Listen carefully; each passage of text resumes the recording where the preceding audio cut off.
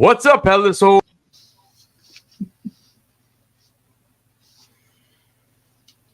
Why did I lose sound? 1 second. What's up, Headless Horde? We'll do it again.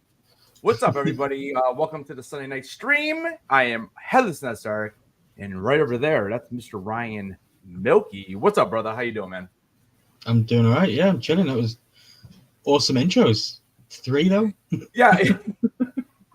So, I was playing around with it today. I was trying to figure out, trying to make more like a Star Wars like intro for like when we actually start, like when we start talking more Star Wars, like on a consistent basis. And I still like the other intro too because of the music. So the idea is to kind of start that a little bit earlier before the actual live stream starts. So like at 6:58 or whatever, just to let more people get in. Sometimes I feel like we start the live. And like, I don't know. I don't know how the YouTube push comes out to people if they have notifications on. But sometimes I feel like we start the live with like 3 or 4 people in the stream. But, within like 4 or 5 minutes, we do have like 8 to 10. So my idea was like, okay, let me start it 2 minutes early, then go to the regular stuff. So I don't know. I mean, I'm just playing around with stuff, dude. Trying to figure out this YouTube thing, But dude, we have 20 comments in there. I love it. Lace wants acknowledged. Like, let me just say, bro, the time of acknowledging people is over. The time for finishing stories is now. Hey, Blaze.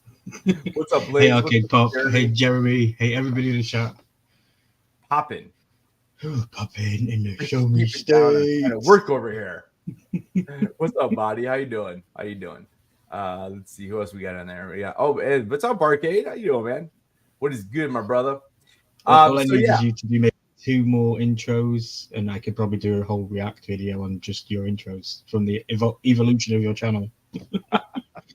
I miss the old days of Daenerys and the Game of Thrones stuff, and I am your king. I miss those days.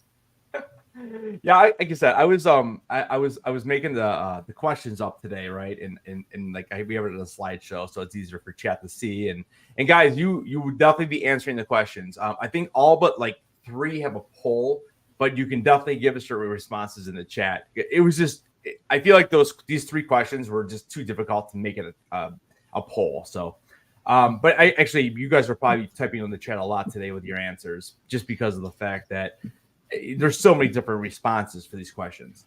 But what was I going to say? Oh, before we get started, guys. So remember we're doing that giveaway tonight for that Yuji Itadori pop, because I did interview Mr. Adam MacArthur. So that is going to be a giveaway today. It's for everybody. All you need to do though is I linked it in the chat. Make sure you go to that video and smash the like on it, and also make sure that you guys leave a comment.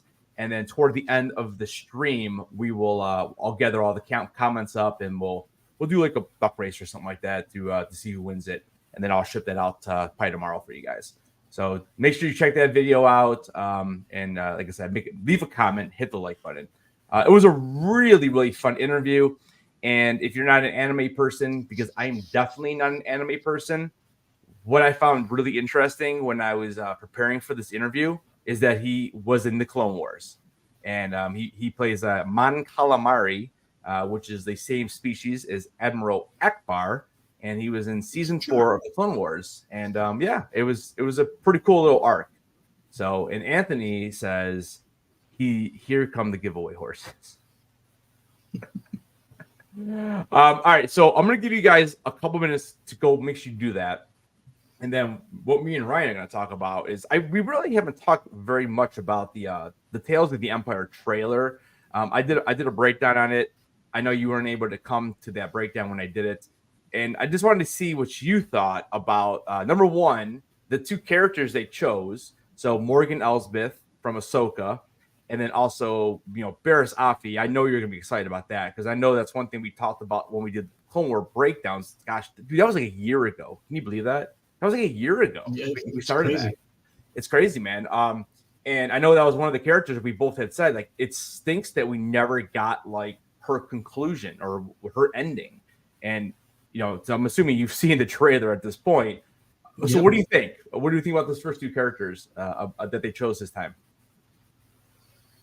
So I'm very interested with the Elsbeth storyline. I think it goes in concurrent with the story that we're being told currently with the Ahsoka show and Ahsoka season 2 and this movie that's coming out. So I think it's good to connect everything. I'm good. I don't know. It's hard because I'm not actually that interested in the show after watching the other trailer about the other show we're going to talk about this evening. So I'm like, I watched, yeah, I watched the Empire trailer and I thought, okay, this is pretty cool. Then I watched the Acolyte trailer. Sorry to completely jump where you were going with this, but the Acolyte trailer I was more excited about, and it's more prevalent in my mind that I've kind of been like, yeah, okay, Tales of the Empire is just a cartoon on the side. This feels like a show. See, I like, and we'll touch a little bit on Acolyte a little bit here tonight before we start these questions. So Acolyte for me, I mean, I like the trailer. I just thought it was, again, dude, like I'm looking at it. It just looks small scale. After I rewatched it several times, I'm getting like Kenobi vibes, dude. Like where everything is so close. There's no wide shots. I mean, there's that one shot when the Jedi are up on the mountain there. I don't know, man. I have a video coming out probably next week about this series. I mean, I'm excited. I hope it's good. I really, really do. But I'll tell you what, when I saw that Tales of the Empire, dude, that is Star Wars. For me, that is what Star Wars is. I don't know.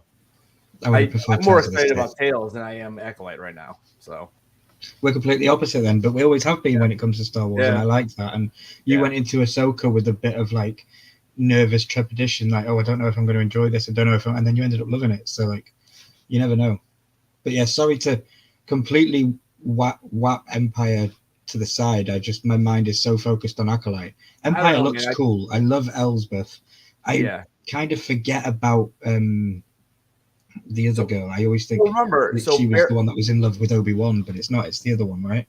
Right. So she was in Clone Wars. So remember Barriss Offee. Remember her and Ahsoka were like best friends, right? And then she ended up. She's the one who framed Ahsoka for the bombing at the Jedi Temple, and then she framed her, and that's why she left the Jedi Order. And then we saw the couple episodes where Anakin was trying to track down Barriss, and that's when she whips out the red lightsabers when she's been like, I think, green or blue the entire time. She was a Jedi. And then after that, she was arrested. Ahsoka was cleared, and then Ahsoka left the Order because she didn't trust them. Because she's like, I told you what I didn't do, and you guys did not believe me. And then finally, Anakin did bring Barriss to court. She got convicted, and Barriss went away, and we never saw her after that. And that was like season 5, if I remember correctly. Yeah, I think it was season 5 because season 6 Ahsoka's not even in Clone Wars, and then she comes back in 7. So, I mean, I don't know. I feel like they're doing this with Barriss because we're gonna get her in Ahsoka. Like if that doesn't happen, I'm gonna be like disappointed, dude, because like that's what everyone wants to see. They want. Of course, we're getting her in it. Yeah, we're definitely getting her in it. Yeah. But yeah, I mean, and like I said, Acolyte, I don't know. We'll see how it goes. I have some questions just with the lore. I don't know. I mean, I'm going into it excited because it is Star Wars and I want to. I just like that it's not connected to the what is it? The Skywalker saga and the Vaders and all this stuff. I like that it's what I've been saying to you. I've been pulling on your bone last couple of weeks. Been trying to say to you, bro, step outside of your Star Wars bubble. I feel like Acolyte does that by introducing us to something completely new, and I love that it's the guy from Squid Game that's the main Jedi. Love it. Yeah, and I mean, so it's like 100 years before, like, so Yoda is around. I don't know. So he's still sitting down somewhere. I mean, he's definitely gonna be around. I'm trying to think. Like, I know someone had told me. I don't remember who it was. I don't know. Was it you? Somebody was telling me about Plo Koon, that his species lives for a while too. So he possibly could be around. And if you don't remember who Plo Koon was, he was the one with like the big mask, and he dies in the Starfighter during Order 66. And so I don't know. There's a couple of characters, Plagueis. I I don't know. Like, I don't know how old he was when he died. Well, maybe more Bane with the rule of two. Maybe that's where it'll end with introducing the rule of two. So I think Bane was a lot. He was way further. He was the first one, wasn't he? He was the first of the rule of two. He created the rule of two. Yeah. Yeah. So Plagueis' master was Darth Tenebris. Tenebris, I think it was. I think that's how you say it. I might be saying it wrong, but yeah, he basically is the he was the master of Plagueis, and obviously Plagueis kills him. But yeah, Palpatine. And I don't know, man. It's gonna be interesting. I mean, it'd be awesome to see a young Palpatine, but I don't think Palpatine is like 100 years old. So I don't know if he'd be in this, you know. Yeah.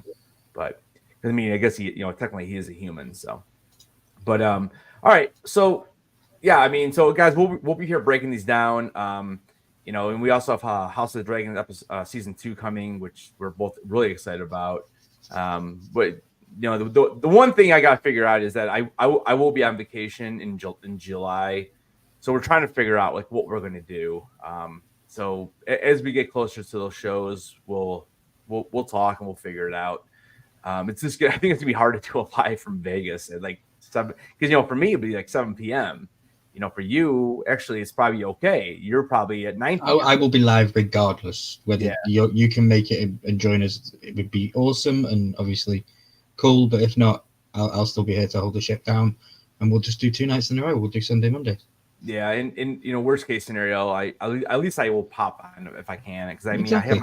I have my phone all the time, but just to kind of talk about it, because I'm definitely going to try to watch it. It's just hard when you're on vacation. You have to be able to react live, like with it being that it's one of the biggest shows, and that you wake up in the morning and check Twitter, even on vacation, bro.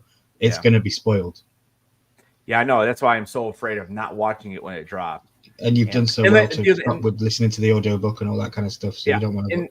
And like I said, dude, like depending upon where we are in our vacation, that Sunday at SDCC kind of shuts down early on Sunday. So I think that's an easy one. I know there's like an after party we're going to, but again, that's the problem. It's like 7 p.m. for me. I don't know. Blaze asked if you're going to Vegas. Yeah, bro. That's why I was asking you the other day about where you would live in Arizona, because we come right through Flagstaff. Because Flagstaff, he lives near a cactus and some sand. A cactus. There's a sun in the corner, and there's like some dirt. And there's some sand somewhere close to him. That's right. Oh my gosh! All right, before we get started, don't forget, guys. You guys, $2.99. You can become a channel member. I do giveaways every other month. That is until we get to 10 members. Then it'll be monthly, and we just gave away a thanks to Anthony Blaze as well. He actually supplied the giveaway this month. He reached out to me and he wanted to do that. And Big Easy House of Pops won a 6-pack mystery soda box that was sent, and I'm assuming he probably got it by now, or if not, he'll probably get it tomorrow. So $2.99 a month. Hit that little join button if you want to join the Headless Horde. And after 2 months, you also get sent my new pin. Boom. We would be honored if you would join us. There you go, right? So, all right, with all that being said, let's go ahead and get this show on the road. Now, I'm going to see, I made a new background. And, all right, so let's see, it's right here. All right, so we got some spaceships action going.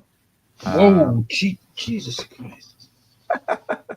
and then I have some background music. And we'll make sure we. Here's what I had all this stuff earlier, but I didn't get to save it. All right, so chat. The way this is going to work. Well, here, let's pull it up. All right, so we have 30 questions. All right, so you guys will definitely be able to respond either through the poll, or if your choice is not there, then hit other on the poll and then let us know in the chat what you would pick. All right, here we go. So here are the rules. So the rules are, you cannot use the same answer twice. So for example, if I use Darth Vader for something, I am not allowed to use Darth Vader the rest of the night. Obviously Ryan can, but I cannot. So you kind of have to think about that a little bit when you are responding. Number 2, players will alternate going first. Turn this down a little bit. So we'll alternate going first, and what we'll do is we'll just, I don't know, Ryan, how you want to determine that? We'll figure something out in a second. But we'll alternate going first, and you cannot have the same answer for that question. So again, if Ryan goes first and he says Darth Vader, I can't come back and say Darth Vader as well. I have to change my answer, just to kind of make this more of a game and make it more interesting. And then number 3 is anything in current canon can be used. Anything in movies, TV, animation, video games. I'm okay with books as well and comics, but I honestly, I read some books, but most of the books I read are not really canon. And as far as comics, I don't really read the Star Wars comics, so I don't know a whole lot there either. And then chat, if your answer is not a choice, like I said earlier, you click other in the poll and put your answer in the chat. All right, Ryan, you ready? Always. I was born ready, brother. All right, brother. Here we go. Question number 1. All time. Oh, wait. We didn't determine who went first. Shoot. Well, you're the host, so you should probably just go first. You want me to go first? All right. I'll start it off. The all-time favorite character. This is pretty actually easy for me. For me, it's Luke Skywalker. I mean, basically, that's who we get introduced to in the beginning of the entire series, and it's for me. He is Star Wars, and Mark Hamill. God love him, and thank God for his role. And Jeremy says Vader, so I say Luke Skywalker though. So go ahead, Ryan. Who do you think? Whiny Luke. I knew you were going to go with him. I just knew. It was so obvious. Mine is, I don't know if it's obvious, but mine's R2-D2. R2 is your favorite character? R2-D2 is my favorite character in Star Wars. He, without saying a single word, says so many things. He has the emotion of the viewer in mind when he does certain things.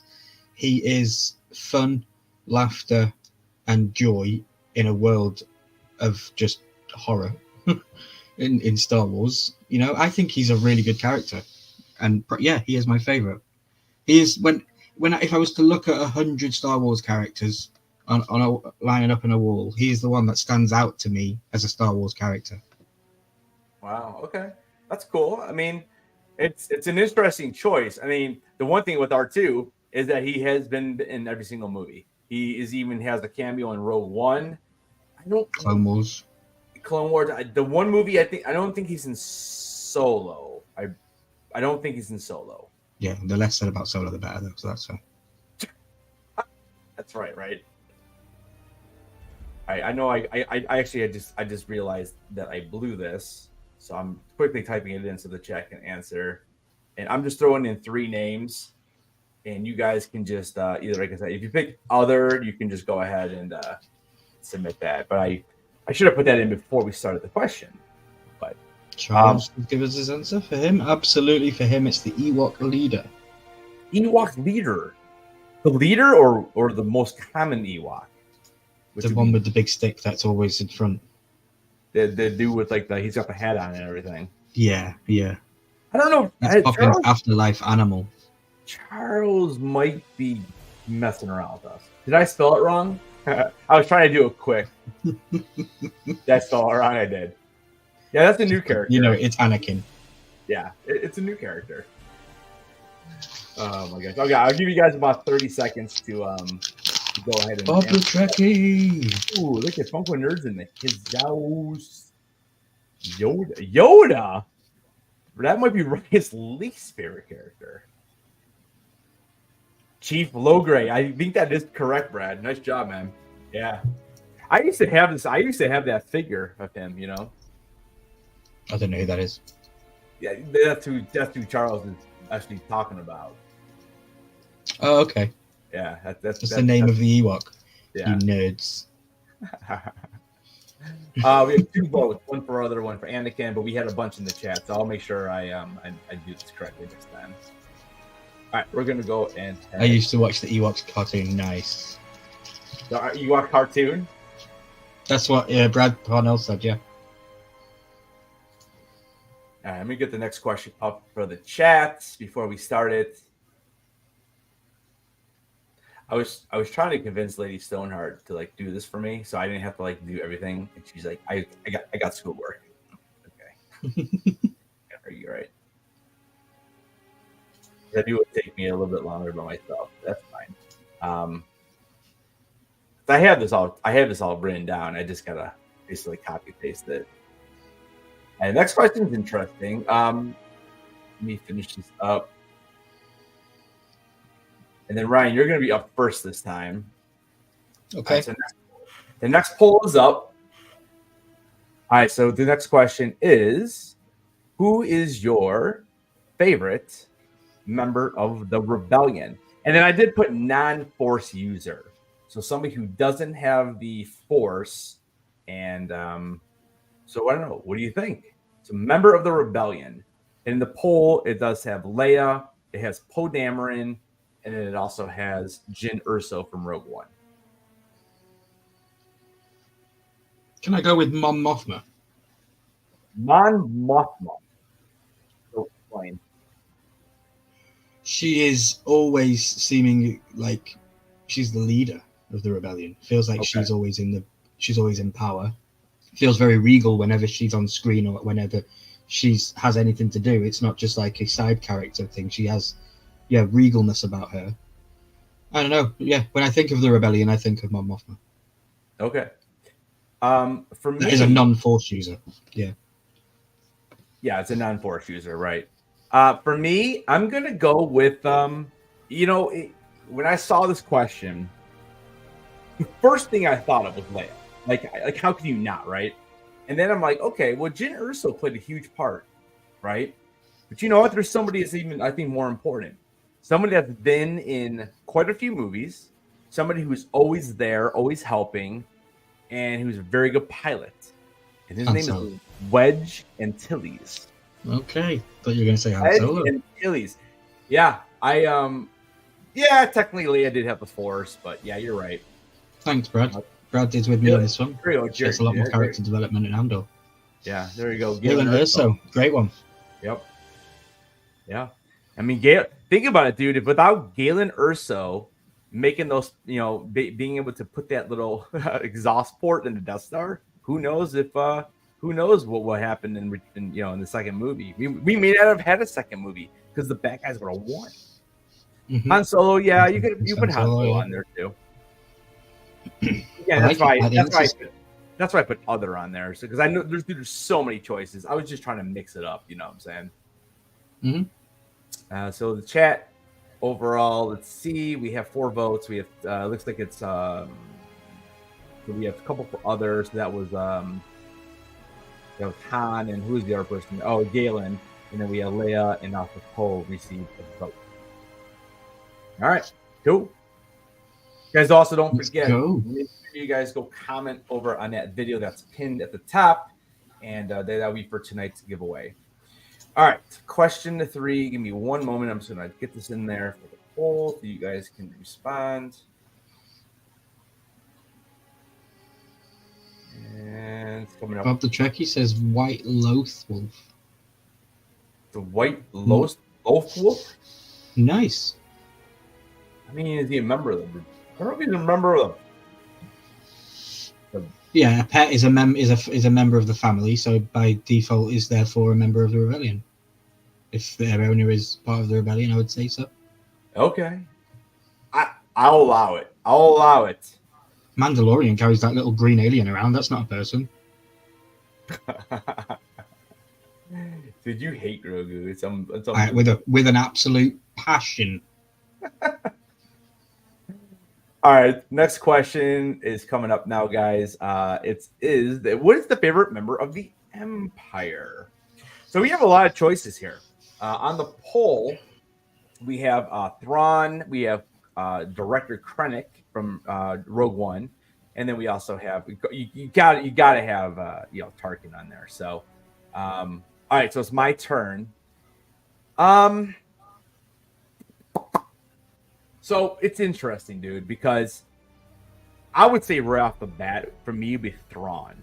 But I did not like Thrawn in Ahsoka. He didn't do a lot. That was like one of my big criticisms of that show.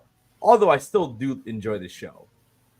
So I'm, and I know that Tarkin technically was only in one movie, but he did make that cameo in Rogue One. They used his likeness and CGI'd him, but he's also a pretty big part in Bad Batch. He's been in there quite a bit, and that's been like one of my favorite parts of Bad Batch is seeing Tarkin, because in that he's actually Governor Tarkin. He hasn't become Grand Moff yet. So I'm gonna for myself, I'm gonna go with Grand Moff Tarkin. I just think that the way he is in the New Hope, you wouldn't even think that Vader could beat him. Like he literally tells Vader what to do. He's powerful, and obviously Palpatine put him in charge for a reason. So for me, it's Tarkin. Yeah, that's hard. So I'm going to admit, you kind of threw me off with the non-Force user stuff. I didn't get the memo on that one. So I went with an actual Force user in my when I was thinking about it with Palpatine, because he's the ultimate one. But it's cool. We can still play along on impromptu. It is hard. Non-Force users, members of the Empire. So think of like. Yeah, I mean, it is. Like, you have Admiral Piat, right? You have characters like that. But you also have characters like, think of Rebels, dude. Like, so you have, what's her face from Rebels? Oh my gosh. Mary Elizabeth voices her. Who is that? Dude, I feel like we just did this. Governor Price. Governor Price, she was close for me. Governor Price, and then, I mean, there's not a ton of real popular ones, I guess. That's why like the three I put up in the poll are actually probably the biggest three. But Governor Price is up there, I'm completely drawing a blank, so I will just go with Governor Price, because I did hate her when watching the show. She's a very good antagonist. I like. What about Chops? Chops was, but he was a villain turned hero. He had the perfect story arc. What about General? He's in the Empire anymore. What about General Hux? Yeah, I'll go with Price. You are right with Price. They did good, and I like that they have been introducing more female bad guys, because it's always good to have more in the storyline. Yeah, no, I apologize. I didn't get the memo for non-Force. I when I was typing it, those are a couple things I added late, probably after I had messaged you the question. So that's on me. That's my fault. Is this a running thing throughout all of them? No. These are the only two, because you'll see because of the next question. You'll see why I did that, because I didn't want the same names that because remember we can only pick one person for the whole 30 questions. So. Chat, let's see what chat came up with. Looks like we have 100% Tarkin. Tarkin takes that one. All right, next question is coming up now. I wish you would be really cool is if you could load these questions like before the stream. That would be really nice. It'd make things a little bit easier to do something. Yeah. Or if we had moderators. I feel like the downtime is a little bit unfortunate, but we're almost done here. So, and I'm just doing the first names because it's just easier. And this question, I'm interested to see what your answer is, and you are actually first on this one. All right, next question's up. Go ahead and hit that poll, guys, and the next one is going to be our favorite Jedi. So you are up on this one first, Milky. It was hard because, like you said, I didn't get the memo previously, so it was trying not to repeat characters for certain things. And but this question was actually really easy. Go ahead. Okay, sorry. No, I was just gonna say. So if you had picked one of those for the Republic, you can use it here then. Yeah, well, no, I hadn't, but this one was easy. It's Obi-Wan Kenobi. Obi-Wan, okay. Yeah, and I'm sorry if that's a painful steal from you, because I knew we were playing that game where we would steal from our competitor, so I was being competitively minded as well. But he is just the antithesis of Jedi. He is pure at heart. He follows the rules. He does everything right. I am yet to see him do something wrong and bad that goes against what he believes in. He's a true, pure soul of what it means to be a Jedi, and I think he was created and written in such a way to be that linchpin of the foundation of what it means to be a Jedi. I think he's just brilliant. Some of the best lines in the show, and we'll get onto them later on. But I don't think my favorite line is from him. But yeah, Obi-Wan Kenobi is just, again, you think of Jedis, it's the first one that comes to mind. And you'd think maybe I'd say Anakin, but not so much. Yeah, I mean, I obviously, because I chose Luke for my favorite character, so I have to switch gears here. I probably would have went Obi-Wan Kenobi. You're right about that. I mean, I feel like that's, like you said, he kind of encompasses everything that is a Jedi.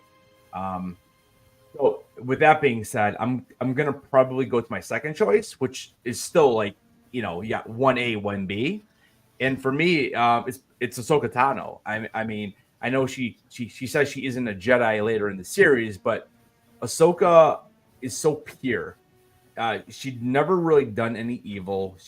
To me, again, she is what a Jedi represents, and obviously hanging out with Anakin and Obi-Wan, all of those skills and knowledge and just the way you're supposed to act is what she encompasses into that character. And again, this being played by Ashley Eckstein and Rosario Dawson, for me alone, I mean, I think both of them are great. I think they both nailed the character. I don't love the way that the beginning of Ahsoka started, because they retconned a little bit of what happened at the end of Rebels to make her become Ahsoka the White. But the second half of that series, Ahsoka's amazing. Where the first half, I get it, it's a little dry, but that was the whole decision by whoever, Disney or Kennedy or Filoni or whatever. But I wish they didn't retcon it, because it would have been nice to see her just as Ahsoka the White the entire series, being more positive, being more more flowing with the Force and all that kind of stuff. So yeah. I'll go with Ahsoka, since you took Kenobi. So. Yeah, good one. So behind the scenes stuff, because I didn't know about the non-Force stuff, Ahsoka was originally my favorite member of the Rebellion, because she holds the most hope in the universe, and she has the most innocence about her that connects to what the Rebellion side are trying to do to restore peace and prosperity in the galaxy. So yeah, that was why she was my favorite Rebel member, but because it was non-Force users, we had to switch it out. So. Yeah, I kind of blew that, and it's funny too now, because I mean, I did go with Wedge Antilles, but dude, I tell you what, another one could have been Hera Syndulla. Now that I'm sitting here thinking about it, it's like like I had my mind set in certain people. I'm thinking like, where's my Hera, man? Hera is huge, But chat said 67%. What was Obi-Wan Kenobi, and then we had 33% for Luke. All right, next question is coming up right now. All right, it's almost done. Again, it would be really, really nice if I just had these already loaded, but again, I'm just going to go short just for the sake of time. Bob the Chucky said it's still Yoda. Disgusting. Still Yoda. You can't use Yoda. You already use them, bro. You got to pick someone different. Yeah, you got to pick someone different. Yeah. All right, Brad says, if it was a cosplay, I'd choose Obi-Wan because I resemble something of a cross between Ewan McGregor and Alec Guinness. Nice. There you go. I love it. Nice. All right, so next question is up. So our favorite droid. And so you already used R2, remember? Yes, so for me, he's not a droid to me, he's a character. Well, So for me, this might be a little controversial. I love R2-D2. Like, don't get me wrong. I love R2-D2. But one of my favorite things in The Force Awakens is the relationship that Rey develops with BB-8. And even BB-8 and Poe as well in the beginning, and then they see each other at the end. Dude, I love BB-8. BB-8 might be the best character from the sequel trilogy. I'll be honest with you. And again, as much as I love R2, because I love R2D2, but I'm gonna go BB-8 just because I love the quirkiness. BB-8 gets into the battles a little bit. I wish they would have done more with that black BB-8 that they saw on the Death Star or Star, or I don't even know where they were, whatever ship they were on in The Last Jedi. I wish they would actually have like done something with that. But I think BB-8, like I said, I think BB-8 was probably the best thing about the sequels, honestly. So I'm gonna go BB-8. Okay. Maybe, you know, something different. And yeah. So I like it. I like where you went with it. I like the whole design of BB-8, and that will be prevalent when you realize what my favorite droid is. Okay. It's not BB-8, and it's not that far forward in the franchise. It's actually quite early in the franchise, and it's the Droideka. It's the Droideka droids, the ones that roll around as a ball, and then the shield comes, and they do that. Oh, like from Phantom Menace. Yeah. From Phantom Menace, the Droideka droids, when those two slime balls say the Droidekars, release the Droidekars, and then they roll in. Such an iconic shot, and I feel like they are one of the most underutilized droids in the whole canon of Star Wars. You never really see them again. You only see them in that one ship, I feel, and then they're not used again further down the line. I think they could have had some prevalent signs of being used in some scenes, because they're just brilliant. I love that they were forward thinking with the shield and stuff like that to block blasters from coming back at them, and because that was a very Jedi focused droid, I think. But yeah, Droideka. I don't know if you thought I'd ever go with that one, but No, not at all. Like that's actually kind of going with the theme of how, like, when I think Star Wars, what comes to the forefront of my mind, and when I think of a droid in Star Wars, I think Droideka, and I would love it as a Funko Pop, like an actual ball. Would be so cool. So on May 1st, they have that in Lego form. They have them. Nice. Yeah. So it's good. Yeah. Oh yeah. See, almost went with Chopper. Sorry, I brought it back down. Dude, I'll tell you what, man. That was I was close. And I thought you were going to take it from me, so I thought I'm not even going to go with it. Yeah, you know, and the only reason why I didn't is, again, I don't think they did Chopper right in the Ahsoka series. So for me, like I easily Thrawn and Chopper, dude. Like it was easy. I just didn't like the way they did it in Ahsoka. So I'm just kind of going overall. You know what I'm saying? It's tough. I mean, Chopper's awesome, obviously. Biggest kill count, right? Yep, he has. He's got the biggest kill count in the galaxy. He's one of the best droids ever. And yeah, I couldn't go with R2D2. And I wanted to be out there and a little bit far-fetched with my answer. But it's a true answer. My favorite droid is a Droideka. But yeah, different. Nice. Some different answers than I was expecting, I'll be honest with you. Chat overall went with it was actually a split between R2, C3PO, and then other, which we saw what people had put. Interesting. No one like Dio? What about Dio? Oh my gosh, Dio, dude. K2SO, that would have been another really good choice too, because K2SO is awesome. Again, it's unfortunate that he only had the one movie. But what's the Mandalorian one? Is that IG-80? IG-11, IG-88, one of those two. They were pretty cool. I always forget. It's one of the two though. But yeah, that would have been a really good one though too. But again, like he's like literally in like what 2 episodes or something. He's not. Yeah, they gave it to that green alien to play with and say yes and no and yes and no. Green alien. I refuse to say his name. I won't acknowledge him. Again, there's a ton of answers for this one, so I'm just putting 3 on there that I kind of like was just top of my head, what I was thinking when I was, doing the questions. So, if you guys have something different, obviously let us know. Hey, Christina Payne, thank you for dropping my link. I really appreciate you. Thanks for being here also. Actually, I'm gonna switch to 1. I forgot I made that change. That says L337 was a lot of fun. You out of my head canon with that one. I don't know who that is. LG37. Yeah. So if I remember correctly, LG 37. Now I'm trying to remember what it is. Dude, you're right. Give me a minute. I'm gonna look it up real quick. Oh yeah. Oh yeah. Oh dude, it's the one from Solo. Oh dude, seriously, LG 37. Oh my gosh. Phoebe Waller-Bridge's voiced her.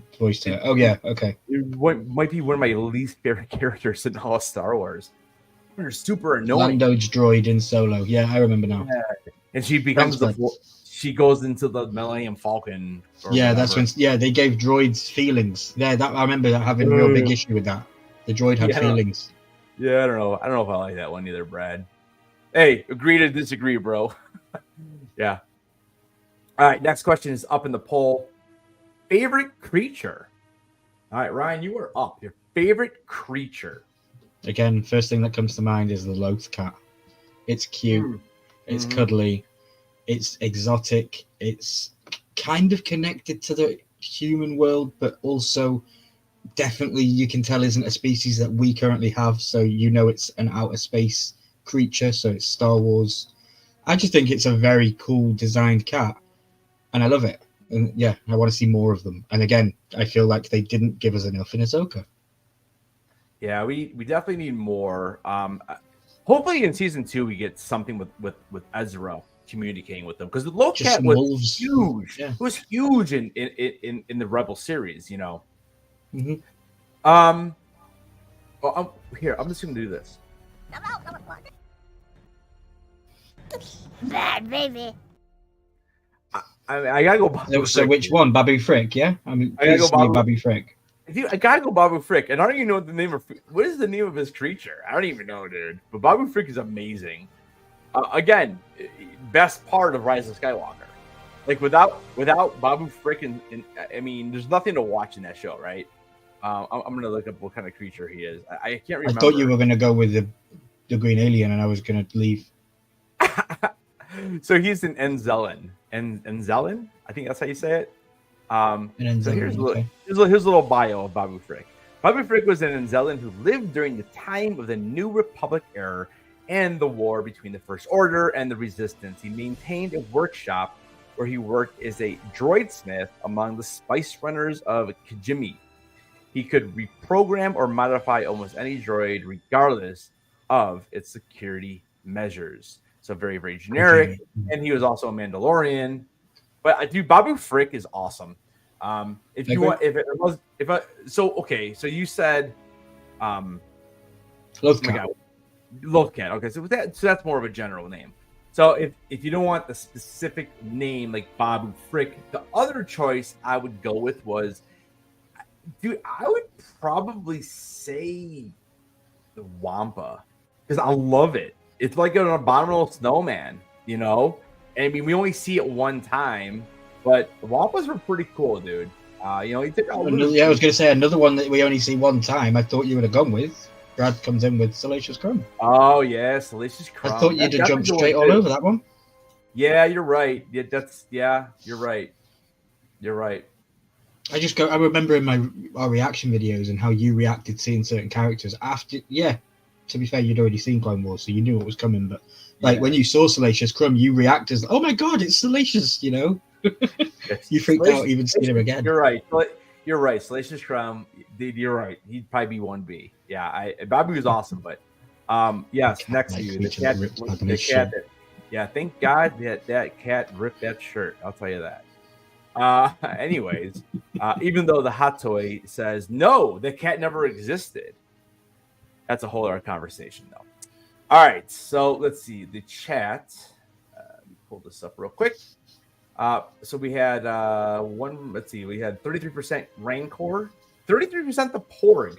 Dude, I like the Porgs, man. I thought they were funny. I mean, he was a little bit over the top.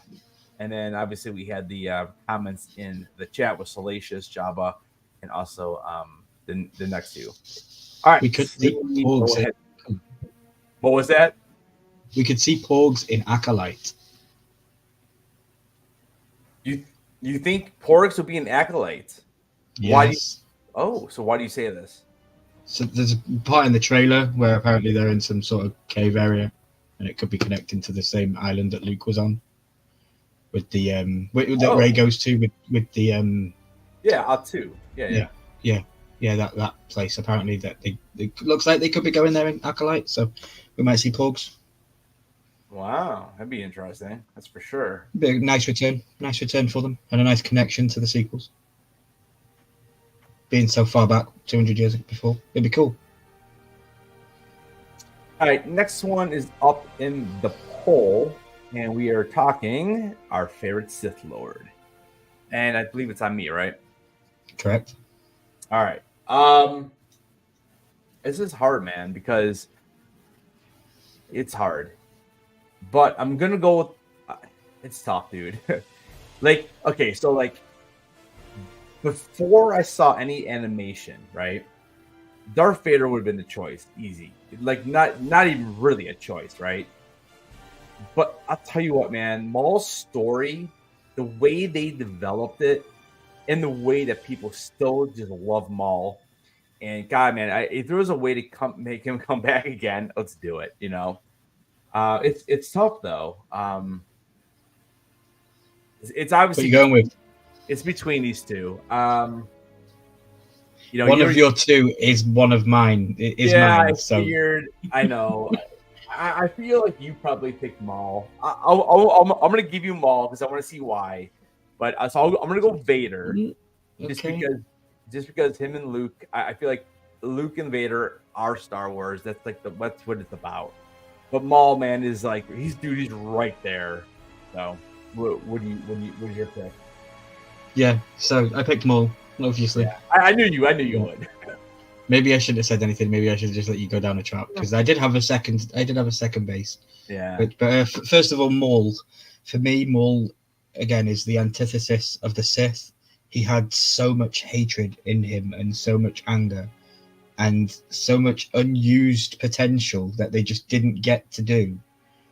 That it was so bad. And then to find out that he came back, spoiler alert, guys, to find out that he comes back in the cartoon shows was just epic. And they made those shows even better for me because he is one of my favorite characters and the arc that we go on with him. And I, to this day, still do not believe he is dead. I've argued with Headless many times on live streams. I do not think that guy is dead and he could return. So never say never. But just to jump onto my second one, if you had have took Maul, I would have said Darth Plagueis. And that was because he instills in me interest and wonder and like what was he like and why was he so prevalent as a master and why haven't we had him yet as a character in live action? So that's probably where I would have gone with it if you'd have said Maul. Yeah. I mean, it really is just I don't understand, man. Like Disney, dude, you guys need to call me. Like, why are we not calling Plagueis, dude? Like, maybe we're gonna get him an Acolyte. I don't know. I just don't want him to ruin. I don't want him to ruin the Plagueis story. You know what I'm saying? But you're right. I mean, Plagueis might be the most intriguing character right now that we actually have in Star Wars because we don't know that much about it or him, and it holds such a connection to the main story. Right, and he is a huge connection to the main story. Like, this is what we're doing in the Bad Batch right now. Like, I know, Ryan. I know you don't really watch it, but literally, dude, the whole third season is Palpatine trying to like they're showing us how he did the clone thing. Like I feel like that's the entire third season is all about how he is trying to figure out how to make these clones so he can live forever. It's crazy. Okay. And this was all based on what Plagueis had said, you know. So I think it's great. Welcoming Jamie Horton. So they're choosing Palpatine. Yeah, okay. Palpatine. Yeah, I mean Palpatine's awesome. I mean, Ian McDermott, maybe beside Harrison Ford, might be the best actor in all of Star Wars. Honestly, like he just crushes it. He just crushes it. You know, I mean, as much as I love Mark Hamill, but let's see the chat. Let's see what they went with here. So it was split up a little bit. 50% went with Vader. 33% with Maul, and then we had a couple people in the chat. No one picked Kylo Ren. Yeah, I kind of threw that in there. I kind of wanted to see what people are thinking with Kylo. Yeah, I thought Adam Driver did a decent enough job. It's just unfortunate that, the writing wasn't there. Nothing to do with the actor's performance. Yeah. It's just the writing. Yeah. Connecting the dots. All right, so you're going to be up on the next one. Chat, I'm throwing this in there right now. I kind of have an idea where this is going to probably be heading, but Kylo is too emo, says Brad. Yeah, it was weird. Again, I like Kylo. Kylo was not a Sith, says Jameson, and says there was a Knight of the Ren. I think he was a Sith.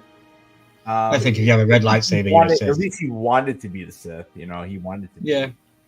It's good point. Yeah, it's tough. He's a pretender. All right, so next question is up in the chat. Prequels, original, or sequels? Ryan, you're up first. Prequels. Hands down. Originals is good, and I'm sure that's probably where you're going to go with it, of course, because you can't take mine. But prequels, it was the one that I kind of grew up on. I remember. No, I won't say that because it's another question later. Just love watching them. I must say, I think I saw the prequels before I saw the originals, unfortunately. But that was the way I like it. I like the story being told like that. I like learning about it all like that. I don't remember them ever. My mum and dad were very avid collectors of VHS, and I don't ever recall seeing the Star Wars trilogy on the massive wall of VHS. So I could be mistaken, but yeah, they were never something that was available to us as kids to watch. So the prequels for me. Yeah, obviously I'll go with the originals just because that's what I grew up with, and again, it was something that we never seen before. George Lucas had a vision, and it's absolutely amazing that he what he was able to do with freaking toy models, dude. It gets absolutely incredible. And obviously we have the special edition now, which it's fine. I can do without some of the alien stuff they did that he added in there, but just like I've seen that documentary so many times. Like I sometimes I'll just throw it on, dude, and it's absolutely incredible to see how these guys made these giant toys, and that's what you're watching on screen. It really is incredible for me.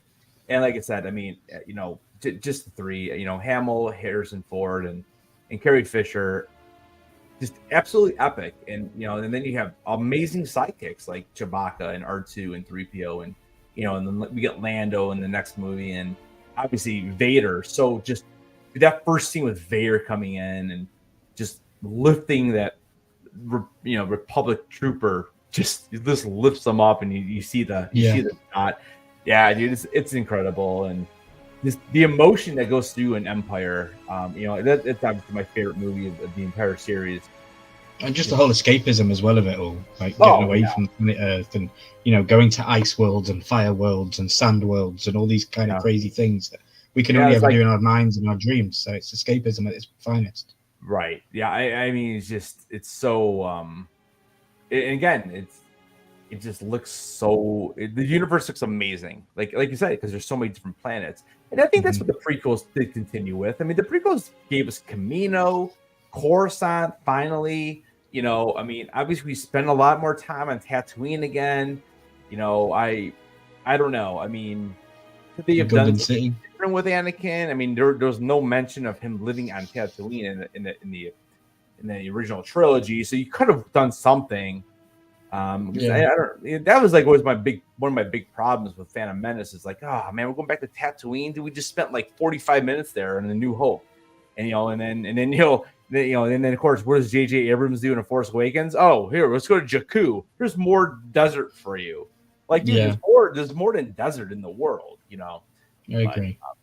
Brad's OG said the first one came out just before he turned 12. I had to wait 3 years between the films. Nice.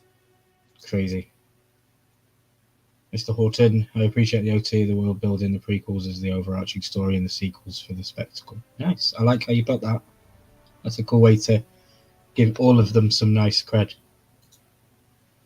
And Jeremy Knapp says, my only problem with the prequels is they introduce plots that contradict the originals. Okay. Yeah, a little bit. He definitely did not clear it all up because if you just trust me, like there's so many questions, and yeah. That's the only thing that. But all right, in the chat, in the poll, we have 100% for originals, 100%. All right, next question is going to be coming up here in a minute. This is loading up. And it's yours.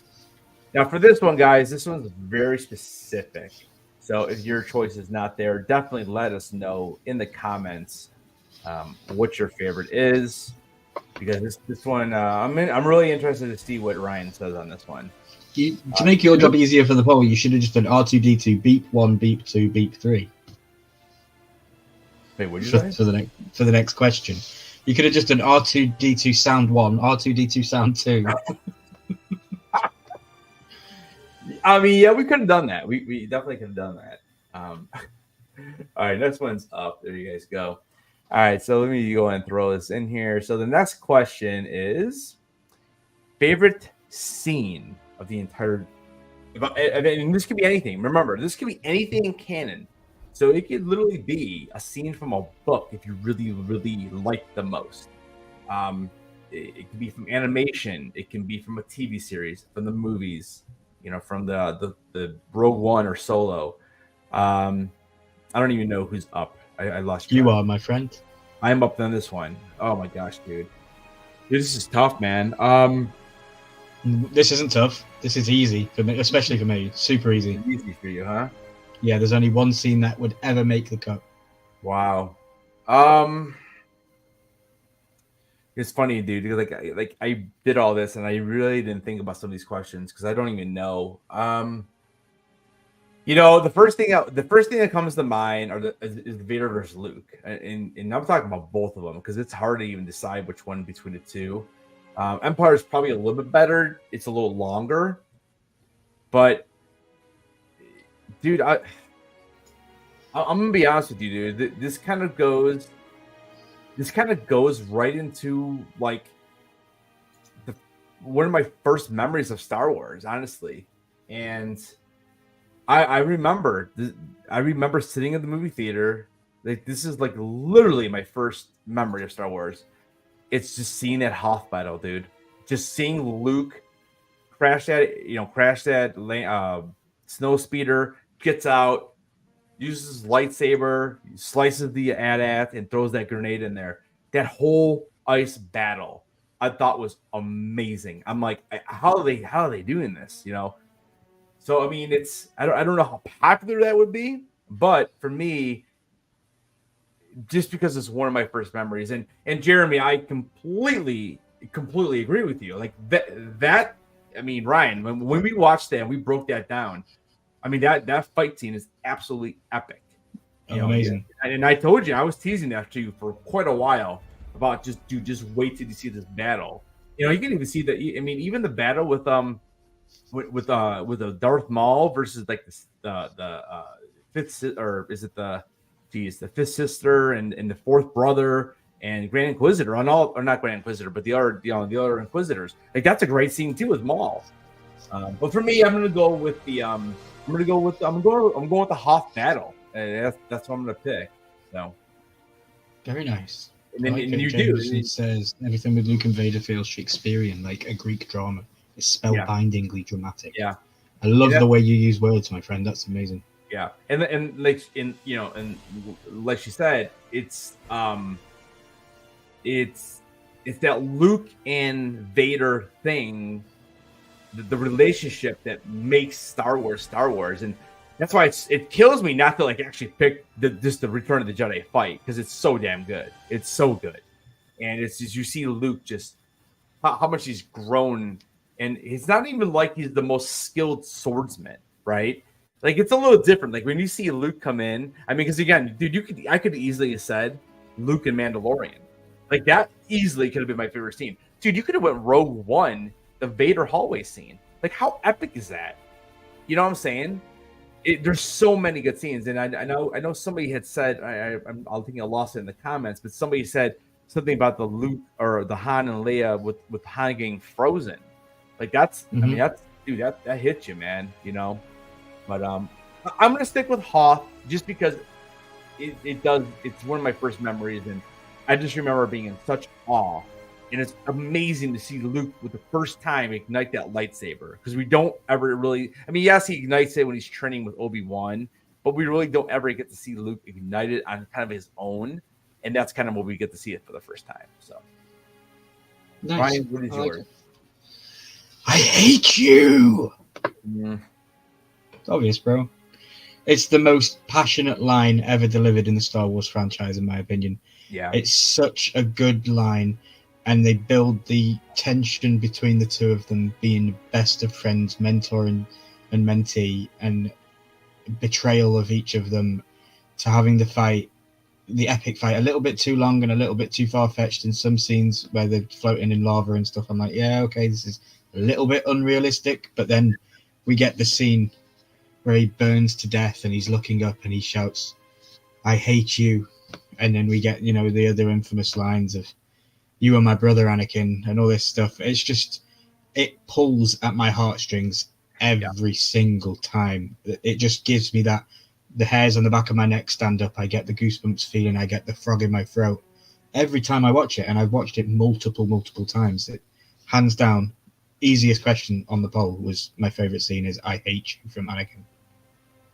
So just the end of it, or like basically the entire fight? The whole fight like I explained, the fight is kind of a little bit gets a bit boring in some spots, but then once they get to the jump and the high ground scene and all that stuff leading to the destruction of the whole friendship and everything is just, it's amazing. But specifically the "I hate you" line, I wait for it. I'm on the edge of my seat waiting for it.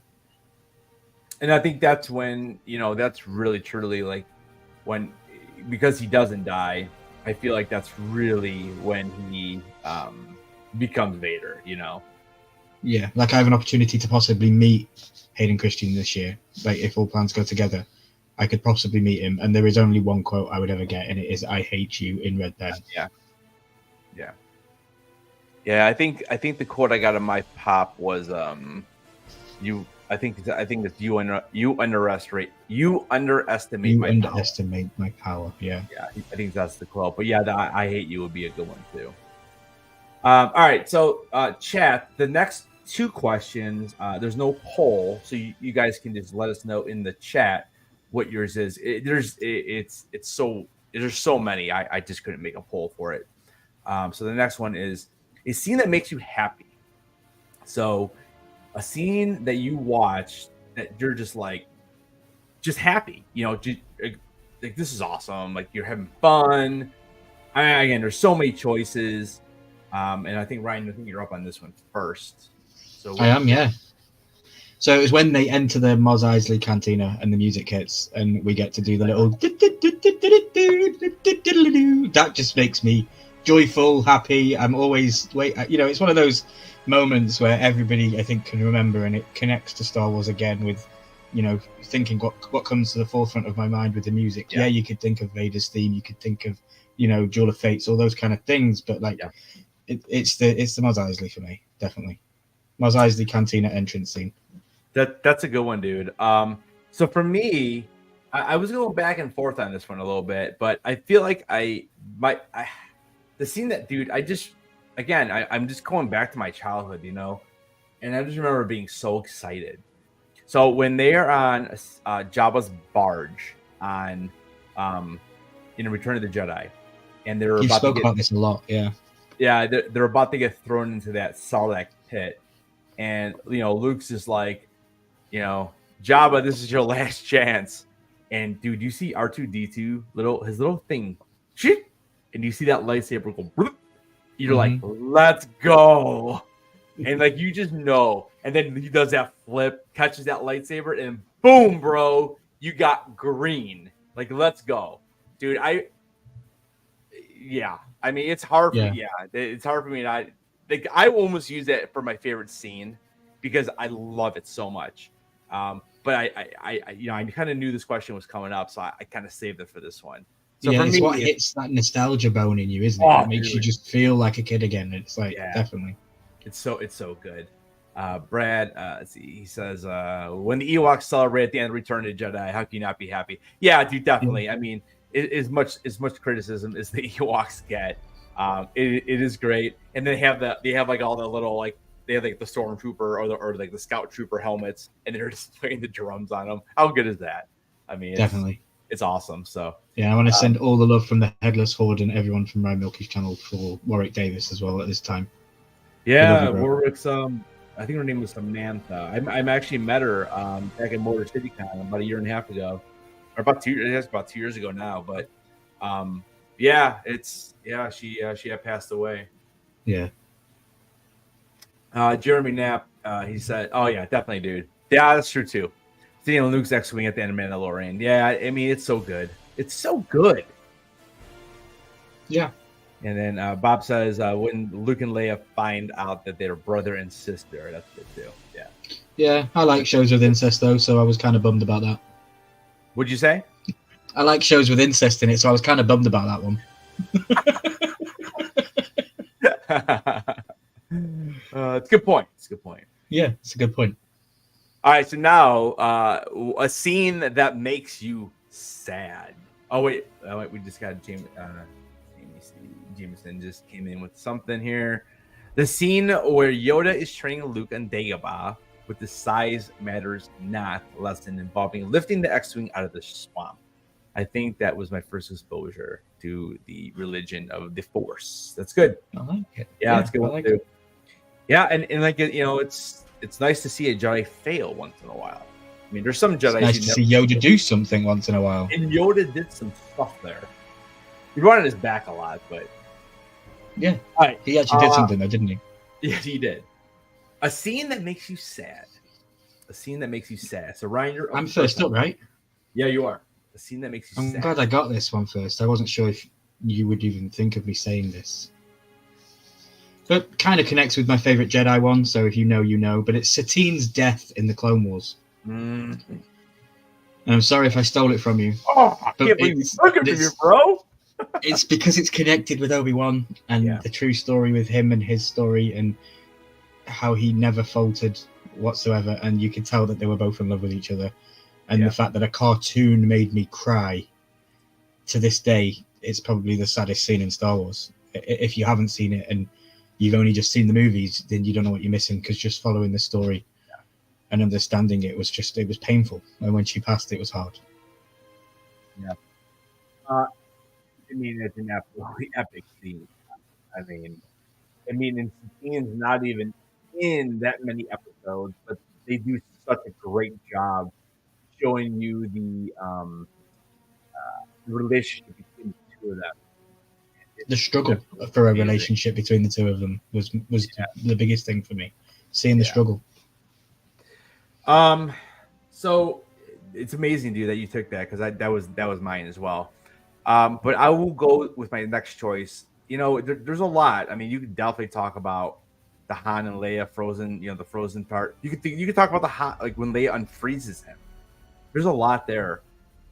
But I'm gonna go with I'm gonna go with the redemption, dude. I'm gonna go with the redemption of Vader. You know, when Luke takes that helmet off and he's a mess and he's just like all in and like apologizing, and it's really it hits hard, dude. And then you see him burning his body at the end of Return of the Jedi. I mean, it's a powerful scene. I mean, you could easily go on with the the one you said earlier, the Anakin I hate you with Obi-Wan. You're like, dude, these two were like this, man. They were so close, and just to see it all come to that is amazing. And even him choking Padme, dude, that's another huge scene. Like there's so many. It's really, really difficult to answer this question. You know, and I see Padme's like, Anakin, you're hurting me. It's like, oh my god, I'm gonna cry. Right. And, you know, and even in the Force Awakens, Han Solo dying. Like I kind of feel like people really couldn't a care. little bit. You didn't care? No, I really didn't care. I thought it was just done for for Disney's sake. We knew he wasn't going to continue. He said this was the last time, and we already knew before going into it. I think it was spoiled for me that he was going to die in that movie. Oh my gosh, Brad! I didn't even know. Sorry, Brad. Dude. As somebody who recently widowed, nothing makes me sadder than Padme's funeral. Oh, bro. Sorry, bro. Yeah, that's crazy, guys, man. I mean, that's terrible, dude. Wow. Jeremy, that's a good one.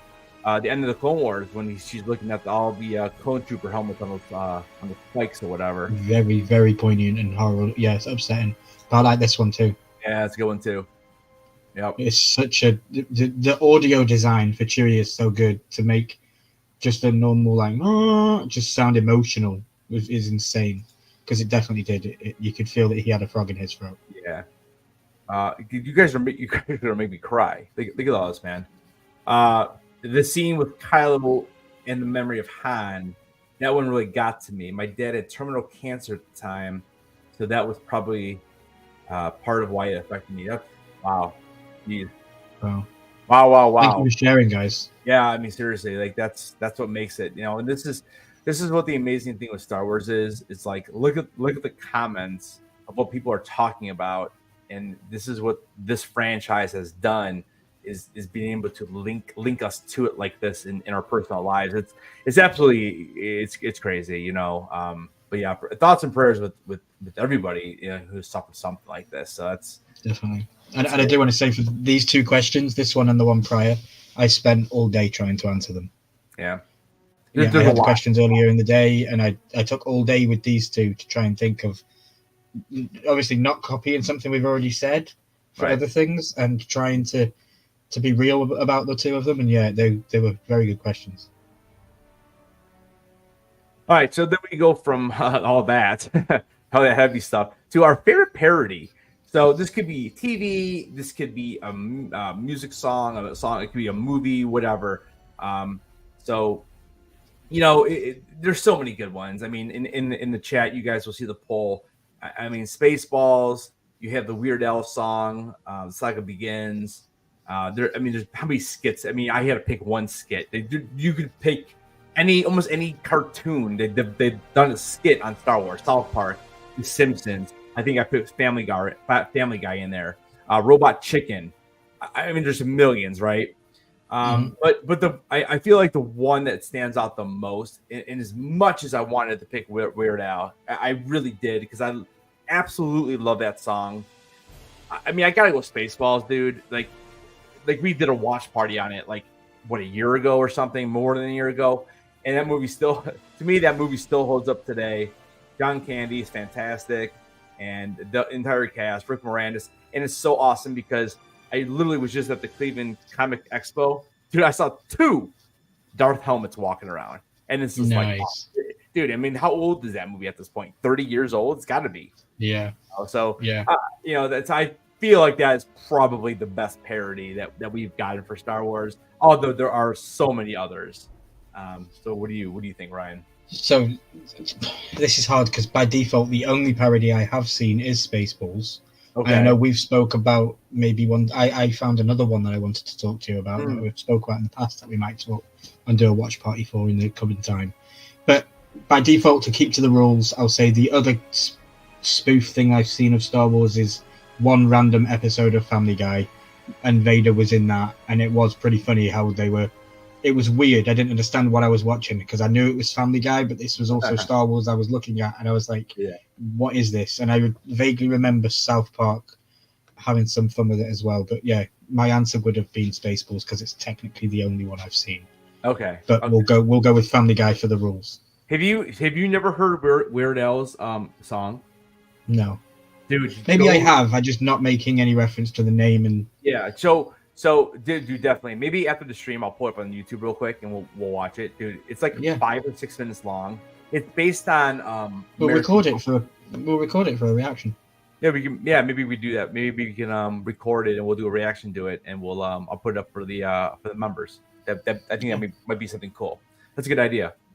All right, so we got. Let's see. We have Bob. Bob says the Family Guy episode, and Brad. Are either of you old enough remember the one. Oh, Donnie and Marie. I vaguely Donnie and remember. Marie, is that Donnie and Marie Osborne? Yeah. Donnie Osborne and Marie Osborne. Yeah, I don't know if I ever. Man, if I saw that, it was a long time ago, though. I don't know if I really remember it, but again, that's something on YouTube we could easily probably. I think I have seen it, but that's purely because I had an ex that was a very massive Donny Osborne fan, and yeah. When you live with somebody, you watch a lot of shit. Yeah. South Park stuff is funny, but it's a little mean spirited. Yeah, it can be a little rough. It can be a little rough. I know there's some good stuff with Simpsons, and I know one thing we had talked about maybe doing a watch party for, and we just never got around to it yet. Was watching Fanboys, which was that's the one I'm talking about. Yeah, Fanboys. That was the one. Yeah. All right. Let me and that. So yeah, overall the poll: 83% baseball, 17% was for Weird Al. It's a really good song, dude. There's actually another song that came out when The Force Awakens was released, and I'll tell you what, man, I was considering that one. And it's based on an Adele song. I think it's Hello, and it's really good. It's really good too. It really is. I mean, I've probably seen thousands of YouTube skits of stuff for Star Wars. Yeah, but it's just because it never gets to mainstream media. Like, it doesn't get enough eyeballs on it and stuff. But like, I've showed things to you, like, if stormtroopers were accurate. Remember I showed you that video? That was I remember. And the special effects guys had made it so that if stormtroopers were accurate, we wouldn't have even got past the first movie because everyone would be dead. That's right. But that was a very good YouTube thing that I watched. But yeah, TV, music, and movie, I went with mainstream. That's why we went with what we went with. All right. So for the next question, it's. Again, this is why there's an other, but it's hard for me not to put these three because for me these are my least three favorite characters in the entire series. So I'll go ahead and load that up there so you guys can see that. And the next question is the most annoying character, and I believe it's on you, Ryan. Who is your most annoying character? Yeah, because I just did the parody. So you did. It's Yoda, and I like that you put it in green text. I love that it's in green text, and yeah, it's Yoda. He's the most, for me, stupid as a character. I just don't understand it. Like, maybe in the originals he's okay, but like they kind of ruined him in the prequels. Doesn't do anything, sits around on his rear end all day, pretending to be in charge of everything and telling other people what to do.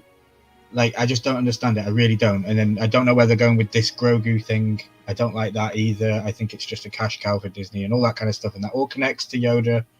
And you can cancel me if you like. I really don't care. I will stand on this hill to the day I die. Yoda, I cannot get behind you, bro. I just think, like, I'm going to find out, because I tried to find out something for him. I think I left one of the questions blank today, which was like a trivia question, because I couldn't get the answer for it. And I was searching for about an hour on Reddit about how many minutes screen time Yoda has in the whole franchise. And then I also want to find out how many minutes he is sitting down for those, because I want to see the comparison. So I will find out. That's funny, dude. I hate Yoda. That's my question. The most annoying character, Yoda. Brad agrees with you. He wasn't that great in the OT. When I first heard him speak, I thought it was Grover from Sesame Street. Yeah. I like the premise of the character, an old being that is unknown creature, never been revealed, not many of his species around. I like all that kind of stuff, but the guy just does nothing. And how is he like the almighty Jedi guy? Like, come on, bro. Yeah. I mean, it was a good, like, little, again, when you watch Empire Strikes Back, like, you're not expecting this little green guy to be like this master Jedi, right? Yeah, I get it. I like the flippy dippy doodah stuff with the lightsaber. That's all cool, but like when he does stuff, it's good. Bob says C-3PO, and I'll be honest with you, I can kind of see that a little bit. Oh, and he's like, stop the Yoda hatred. Listen, Bob Trekker, you were here last week, right? You got your time to shine. So, dude, I Reva, right? It's got to be Reva. Dude, there's so many. I mean, you got Reva. You have the three on the poll. Like, So let's start at the top. So when I first saw this, I'm like, oh, it's Jar Jar Binks, definitely Jar Jar. He's annoying for me. He ruins the Phantom Menace. Like I would like that movie better if he was in it as much as he was in Attack of the Clones. The problem with Attack of the Clones is that it is the worst Star Wars movie we have. Like it might be the worst because it's terrible acting. I hate the lines. The ending is stupid. I don't like any of it. But Ryan, you are right. It is Reva because Reva to me was such a useless character, and we have other characters they could have used. Why not make the Grand Inquisitor the main threat in that? Like Reva is the Grand Inquisitor after all.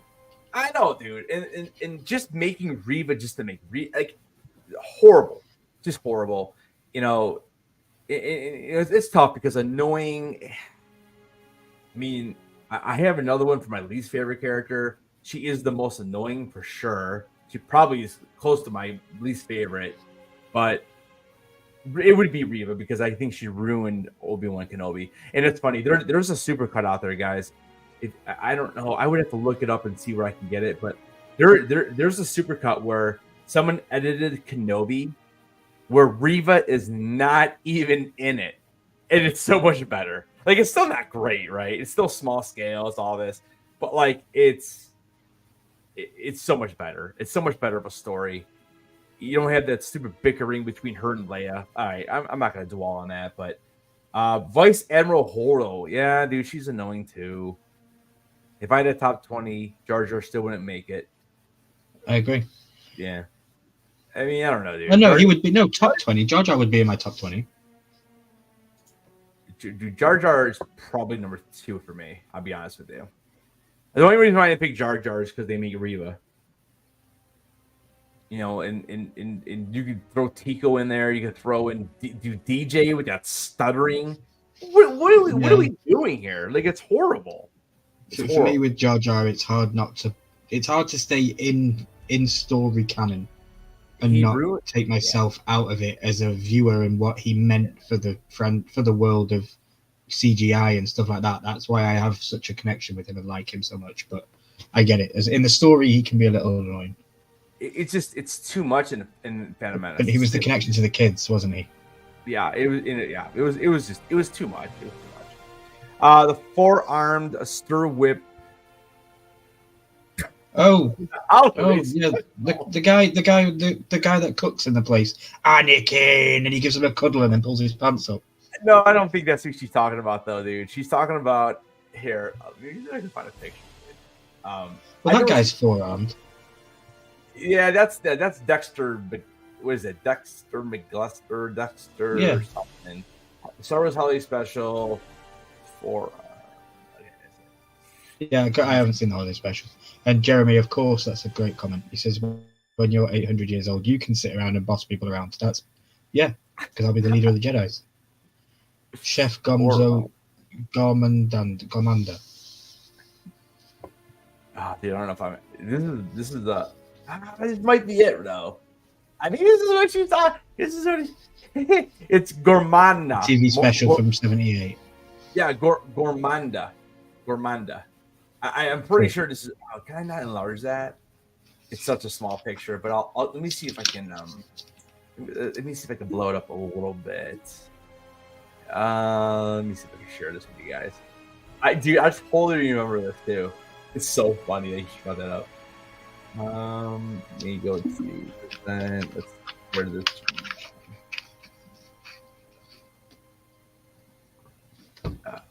Where is it? Right here. So let's see. Right there. What the frick? Look at this. Is this what you're talking about? Wow. It's so good. Dude, it's so good. It's so bad.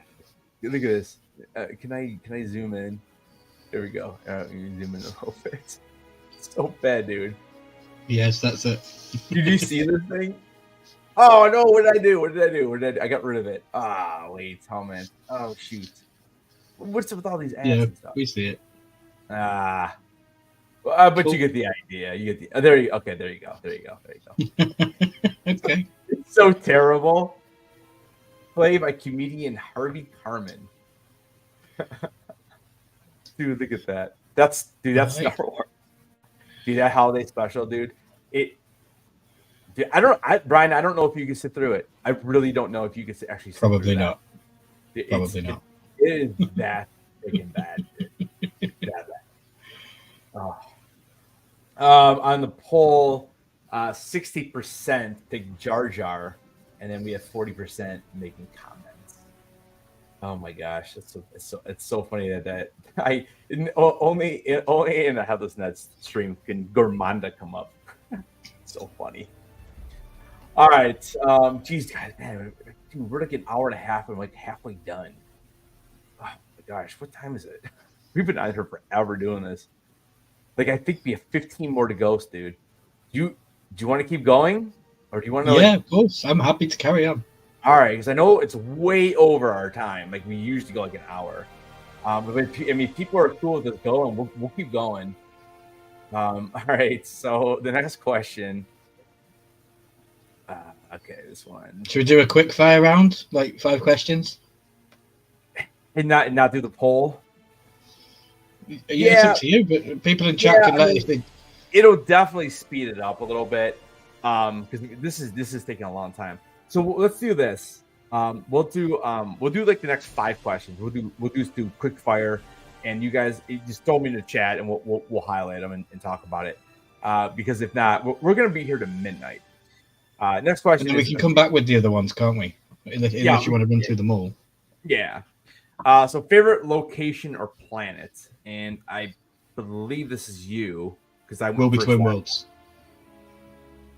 It's the World Between Worlds. Okay, yeah, for me, it's definitely the World Between Worlds. Again, to keep this connected with the theme that I'm going with. Yeah. It is about something different that is not always connected to the Star Wars main story with Skywalkers and all that kind of stuff. I like that it's positivity and it's hope, and it means that there's a whole new world that we can go. Sorry, I know I used an Aladdin pun. I know Ezra's in the show. He looks like Aladdin. I'm sorry. But a whole new world has been opened up because of the World Between Worlds and Peridia and all this kind of stuff. And for me, that's what I want from Star Wars. This is a show in space, and space is unlimited. We should have planets that we can't even name because there's that many of them. And we don't have that, and that's what I want. And I think that's what we could get from this. So yeah, World Between Worlds, easy. Cool, man. That's a really good answer. I actually wish I would have came up with that now. But I'm actually gonna go. I'm going with Mortis, dude. I'm gonna go with Mortis just because I love that we're linking this with Ahsoka. And I just. So therefore, by canon, you mean Peridia, correct? Well, Mortis is now on Peridia. So Mortis is his own thing, but remember, Peridia, according to now, this is more Star Wars Legends than anything else because there's not really canon here. But Peridia is where they housed the mother because that's where they trapped her. That's kind of the planet Peridia. I thought we were on the planet Peridia, and the location of Mortis was on there.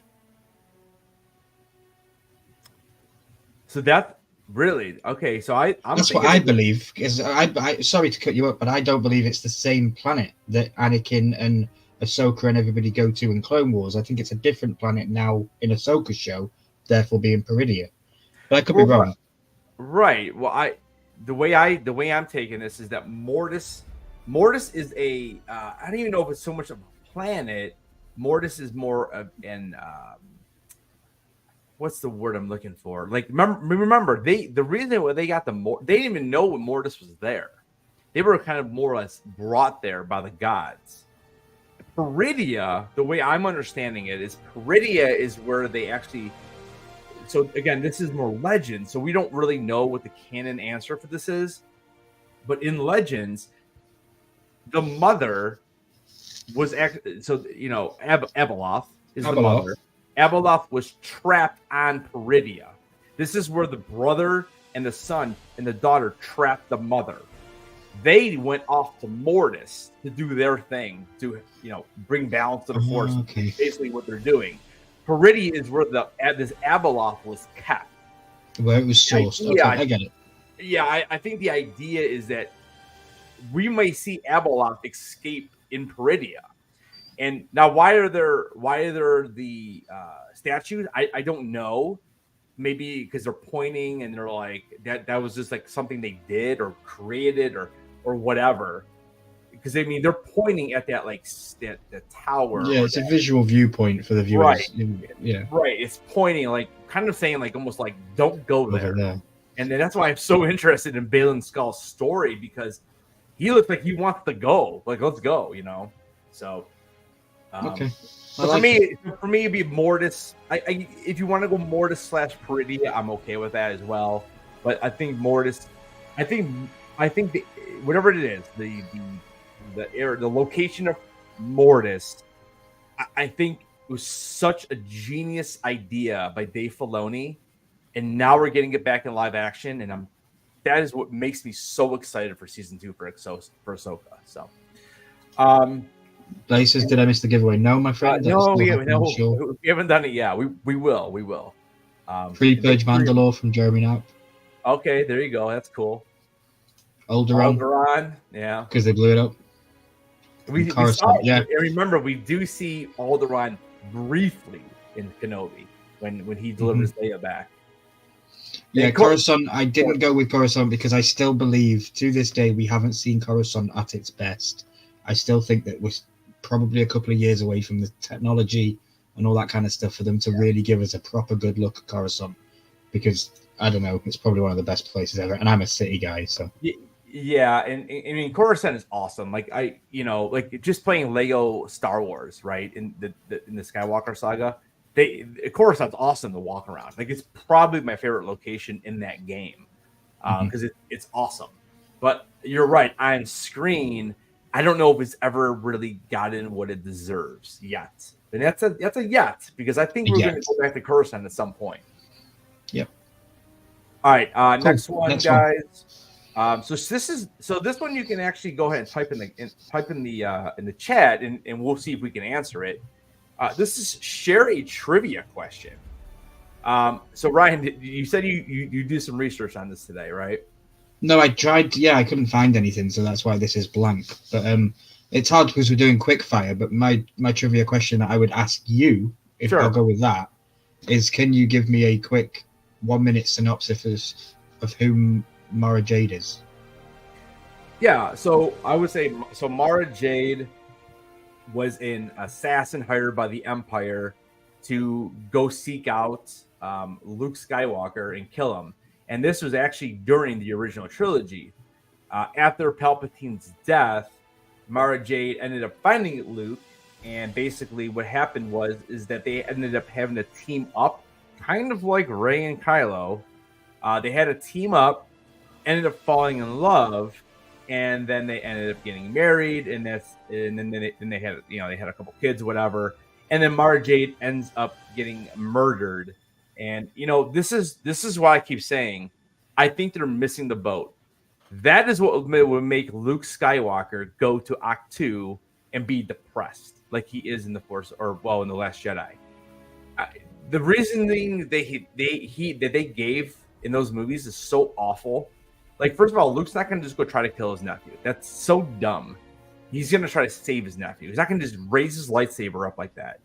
And I feel like that's what they really missed with the whole thing. But that's, in a nutshell, that's what Mara Jade is kind of about. Who she is. Okay. I still hold out hope, dude, that we get her, because I for me, she's, well, we'll have a question for this later on, but for me, she's one of the most intriguing characters that we never got in the live action, and I'll never understand why. So, what's your trivia question?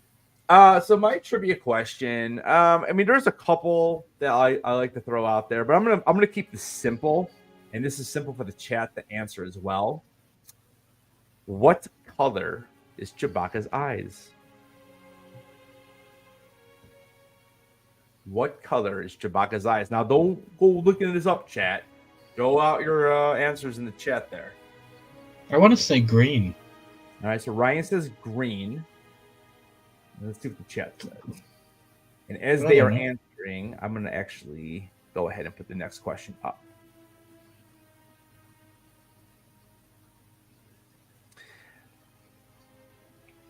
Brown seems to be the right question. Rainbow from Quick Draw? Rainbow. That would look mad, wouldn't it, if it was like Zippy? Rainbow. Brown, blue from Jeremy Knapp, brown from Brad, brown from Jameson. All right. I wouldn't have said brown because he is brown. I would have said they would have done a different color to make it pop. All right. So I don't know. So somebody did get the correct answer on this. Quick Draw with rainbow, right? Let me highlight this. Here's the correct answer. It's blue. Chewbacca's eyes are blue. Very good, Jeremy Knapp. But he's our master Star Wars guy. He always wins the cahoots, right? Isn't Jeremy the one who... What color eyes are chrysanthemum? That's a good question. I don't know that one. I don't know either. He turned red when he uses his heat. Love it. Yeah. Let's keep moving. All right, so we'll do the next couple, and then I'll throw some polls back up. So who wears the best costume or outfit? Best costume or outfit? So it's hard because the question, the way it states, is like, okay, so it's the same thing over and over again. But if we're going on overall, like the person changing outfits, I mean, dude, I don't know how you can't go Padme. I really don't. Different dress in every scene, right? Yeah, I mean, some of them are absolutely amazing. I mean, for me, Leia would be a close second, but I think Padme's outfits are absolutely amazing. I don't like the ones that she's like when her face is all like painted white, though. I'm not crazy about the white paint. You see what Brad said.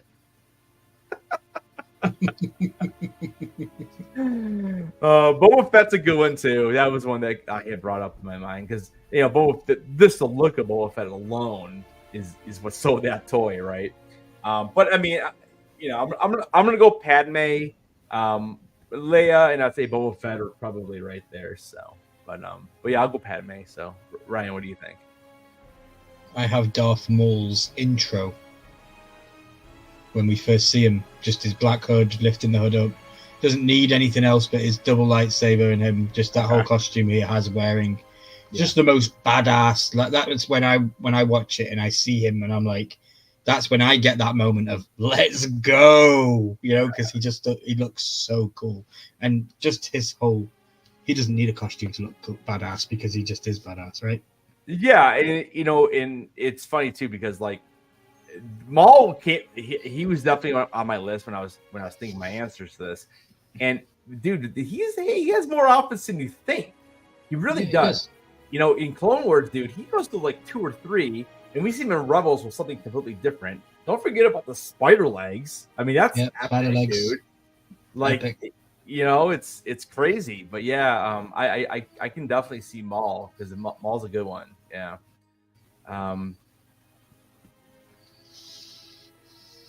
Padme, her costumes have no usefulness. Well, dude, we're just talking about like the look of it. Like, go back and watch episode 2. They were very useful when I was thinking about them. So yeah, I mean, episode 2, dude. I mean, that's like the only good thing about episode 2 is Padme's outfits. I'll be honest with you. That's like the only good part. Anyways, go back and watch episode 2. Come back and let me know what you think. All right, next question, guys. And it's funny because I actually posted this on Instagram without knowing that this was actually one of the questions. So favorite lightsaber color. So Ryan, I think you're up first. I already know what your answer is. But white, bro. Yeah, you use white. Pure, straight to the point, innocence. Yeah, love it. I think I did a poll. I think you maybe did a poll somewhere. You did something on YouTube where you could find out what your color represented you, and it even came back as white in that as well. Yeah, so it's my favorite one, and it represents me in one of these weird internet quizzes. So it has to be fate. White. My name's Milky. Come on, guys. Yeah, I think I made a video on the meanings, and then I also made a video on like I did a quiz of what color would come up. My color, like I would want. So it's weird, dude, because like my favorite color is not the color I would wield. The color I would wield would be orange. Okay, like Balon and Shinhati. But my favorite color, and again, this kind of goes back to just seeing it for the first time as a kid. Green. Is my color was green, and my favorite color was green, probably until I was in my 20s. And then I started really liking different colors of blue, which, I mean, geez, I would say every third shirt I own is a blue now. But yeah, I would say my favorite lightsaber color is green, but I would wield probably orange. And I did see a quick answer to the question either yesterday or today about that. And he's like, I want black like the dark saber, but that instead of the white, like a light green or something like that in that white plate. That black, cool. That would be cool. And I was thinking, I'm like, oh yeah, dude, that'd be pretty cool with like a blue or something like that too, or even orange. I mean, you could really miss any color with black, and it's gonna look good. Licorice and lime. You could call them licorice and lime. There you go. Black and green. All right. Next question is up as a poll, so you guys can answer that if you have. Brad said purple. Oh, Brad said purple. Yeah. And Jeremy blue. Yeah, Oh, Jameson right. green. Bob purple. I'm quite sure black and green. Yeah, I'm pretty sure. I'm pretty sure Bob, when he went through or not Universal, but Disney Florida. I'm pretty sure Bob, yours is purple. I'm pretty sure you made it purple because I know that's what color mine is too. That's the color I chose, is purple. Just to mix it up. They didn't have. I wanted to get white, and they didn't have the kyber crystal though. All right, next question is your least favorite character. So go ahead, you guys can answer that. And we have Chef Gormata making the list again for the second time. Least favorite character.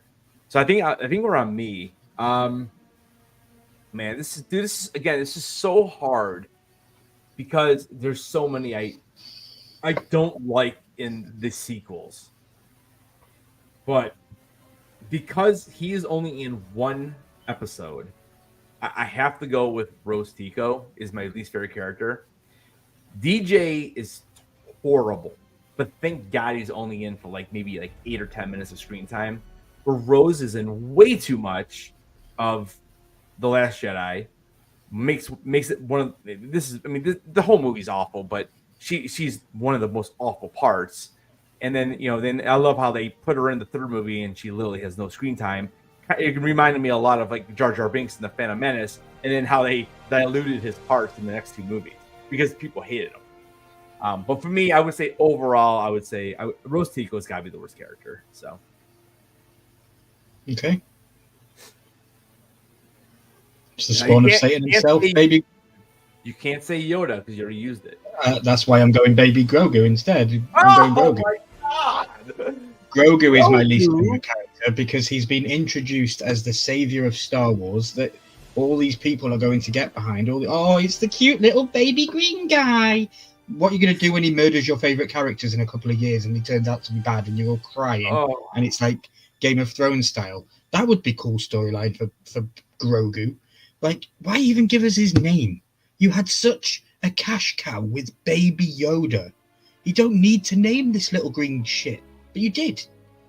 I cannot stand him. I genuinely hate him. And I won't keep going because maybe people do like him and I might get cancelled for all of my hateness on the green species of characters within this franchise. But, bro, why are we being introduced to this guy? Why is the Mandalorian carrying him around like he's a special cargo? What is going on? At least give me understanding to the character. Let me know what's going on with him and where he's going in his story. Well, I think we're going to get it. The problem is that I think that Filoni and Favreau were forced to bring him back in Boba Fett. I really believe that was a Kathleen Kennedy decision. I think they wanted Mando to get away from him for just a little bit, and I understand why they brought Grogu in. You wanted something to link fans of the old series, or even fans of the old series who didn't really care about Mandalorian. But when you see this little baby Yoda, you're like, oh, maybe I need to check this show out.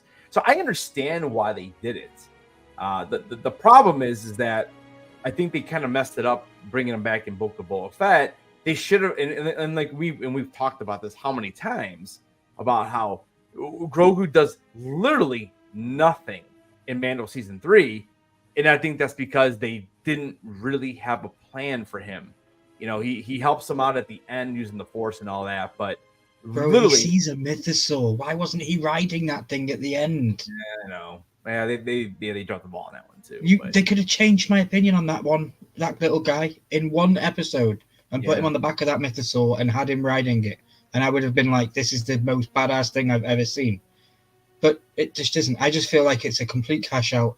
And in 20 years' time, when we don't even need actors anymore to make movies, they're going to have a little green guy running the Star Wars franchise, running around with stupid droids, running around doing all these side missions. And that's what Star Wars is going to turn into, it feels like. It's just going to be an animated little green shit running around with a droid. Sorry to swear, but that's where I feel like it's going, genuinely. No, I mean, I get it, dude. I mean, it's a puppet. Grogu is a terrible name. I mean, I'm not gonna lie. I'd rather just keep it Baby Yoda, but exactly. They had a cash cow. They had an absolute cash cow with Baby Yoda. They should have kept it. Yeah. Krellman. Please don't cancel me, people. Krellman was a full-on stalker. Actually, he's worse than character in the show. Krellman. I'm not sure who Krellman is, to be honest with you. I have to know when I gotta look up. Quick Draw says there was a season 3 of Mandalorian. What? Krellman. The Mandalorian wasn't it, bro? Krellman makes you appreciate Akmina. Oh, it's Krellman from the thing too. Oh, is he? Krellman was one of the roles played by. Oh, he was in. So you really hate the holiday special. Yeah, I see him now. Yeah, he's pretty awful looking. I mean, he's just a human, and I really don't remember him at all. I'll be honest with you. Makes you appreciate. Surely you knew I was going Baby Grogu, right? That's why I go Baby Grogu. I get confused. Yeah, well, I had a feeling you're gonna throw him in there somewhere. So. Yep. All right. Next question is up on the polls. Oh, and the last poll, it was 50% Rostico. It was 25% other, so people posted, and then 25% Jar Jar. All right, so we have our favorite OTP. And if you don't know what OTP stands for, all it means is one true pair or one true pairing. So basically, think about your favorite two characters that have that relationship, and it doesn't have to be romantic or anything like that. Like, you know, you can see in the poll, like Luke and Vader are there, and you can see like Anakin and Obi-Wan. So it's just that dual relationship. Like you can even think R2 and C-3PO, Rey and BB-8, you know, stuff like that. And then Ryan, you're up on first on this one. Okay, so I was going to go Anakin in sand. That's always a good one. Nice. Yeah, because he likes to roll around in that kind of stuff. But no, my answer is C-3PO and R2-D2. Even though they have such a good banter between the two of them throughout the trilogy and throughout the whole series.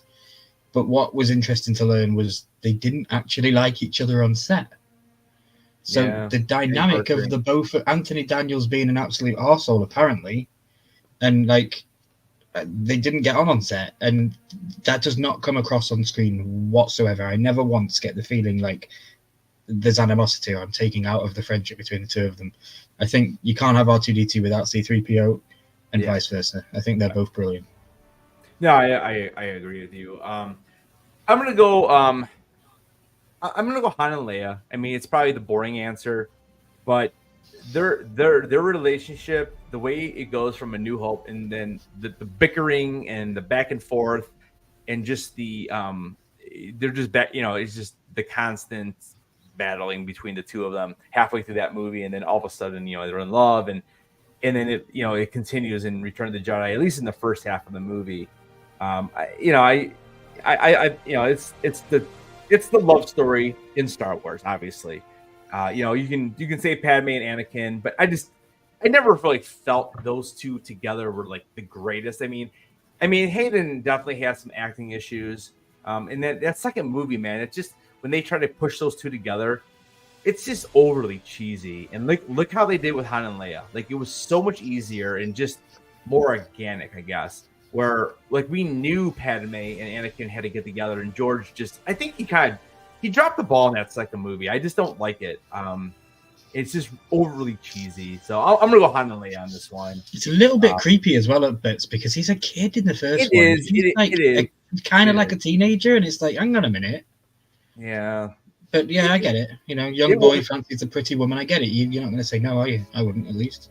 Yeah, I mean, I think George had come out and said like he was like 10 or something, or 11 or 12 or somewhere in that range. Yeah. And he was like 16 or something like that. And then in the next movie, it's like 10 years later, so 26 and like 21 or 20. It doesn't seem as outrageous. It's just weird. Yeah. Bob says Din Djarin and Grogu just to make Ryan mad. Yeah, if I'm ever on a stream with Bob the Trek, he's going to need to be away from me. Like you're going to need to be in the middle. Yeah. Han and Leia, yeah, definitely. Yeah. Cyril and Dendra. And the poll's interesting. We have 57% says Han and Leia, 29% Obi-Wan and Anakin, which that's definitely in probably the top 3. I would say R2 and C3PO, and then that was probably my next one. Anakin and Obi-Wan, yeah. Yeah, and Luke and Vader, obviously, but I heard already use Luke and Vader for two other answers. So I wanted to do something different. But Luke and Vader, I mean, obviously they're right there. So they, those all make sense. That's for sure. Let me see here. Let me go ahead and throw the next one up there. Maybe we'll do a couple rapid after this next one, because the next one is really, I feel like it's a really interesting question. So let me throw this up in poll, and then maybe we'll do a couple rapid fire again, so we can kind of get this thing going. I'm gonna try to get out of here in the next like 20 minutes if we can't. I honestly did not realize this would take this long to do this, But I think we're both very passionate about the franchise, and we're both very, we want to give good answers, and we don't want to just be like, "That's my answer" and move on. We want to elaborate on why we've said what we've said. Exactly right. I don't know. I mean, this might be a talk to the chat. Let's go. Qui-Gon and Obi-Wan. Qui-Gon and Obi-Wan together. Yeah, that's another good one. I like that. Good to see you, Tel. Thanks for stopping in, buddy. All right. Like I said, I wish I could load these. It'd be so much quicker. I could just click it, But the poll's up. The next question is going to be our favorite starship. I mean, there's so many good ones, dude. I'm so torn on this. Is it my turn, right? Yeah. Yeah, I think it's me. I mean, it's hard. Like, how do you not go money on Falcon, right? How like X-wing fighters, even TIE fighters at this. I mean, TIE fighters are amazing looking ship. I love them. But just to kind of go out of the box a little bit, and because I'm super excited that I'm hopefully we can get this next year. I think that's when they're expected, or maybe in the fall. I can't remember. But I'm gonna go Ghost, dude. The Ghost ship from Rebels. And we saw it. We did see it in Ahsoka briefly, not a lot, but we have seen it. But the Ghost ship is awesome. Like, I love that they have Phantom coming out of that thing. It's like a little separate ship, and I just feel like in Rebels we spend so much time on that ship. If you really get to see the interior. Where in Millennium Falcon you definitely get to see the interior, but like I still feel like you never really know where you are in the ship when they show spots. So I'm gonna go Ghost. And it's, originally I was going to go Slave One on this one because Slave One is awesome. I just don't know. I don't know how like practical it is. It seems weird, like the way you got to flip the seats, because I got it up here on the shelf and it's so weird, like fly. Like, dude, it's just a weird looking ship. But Slave One is awesome.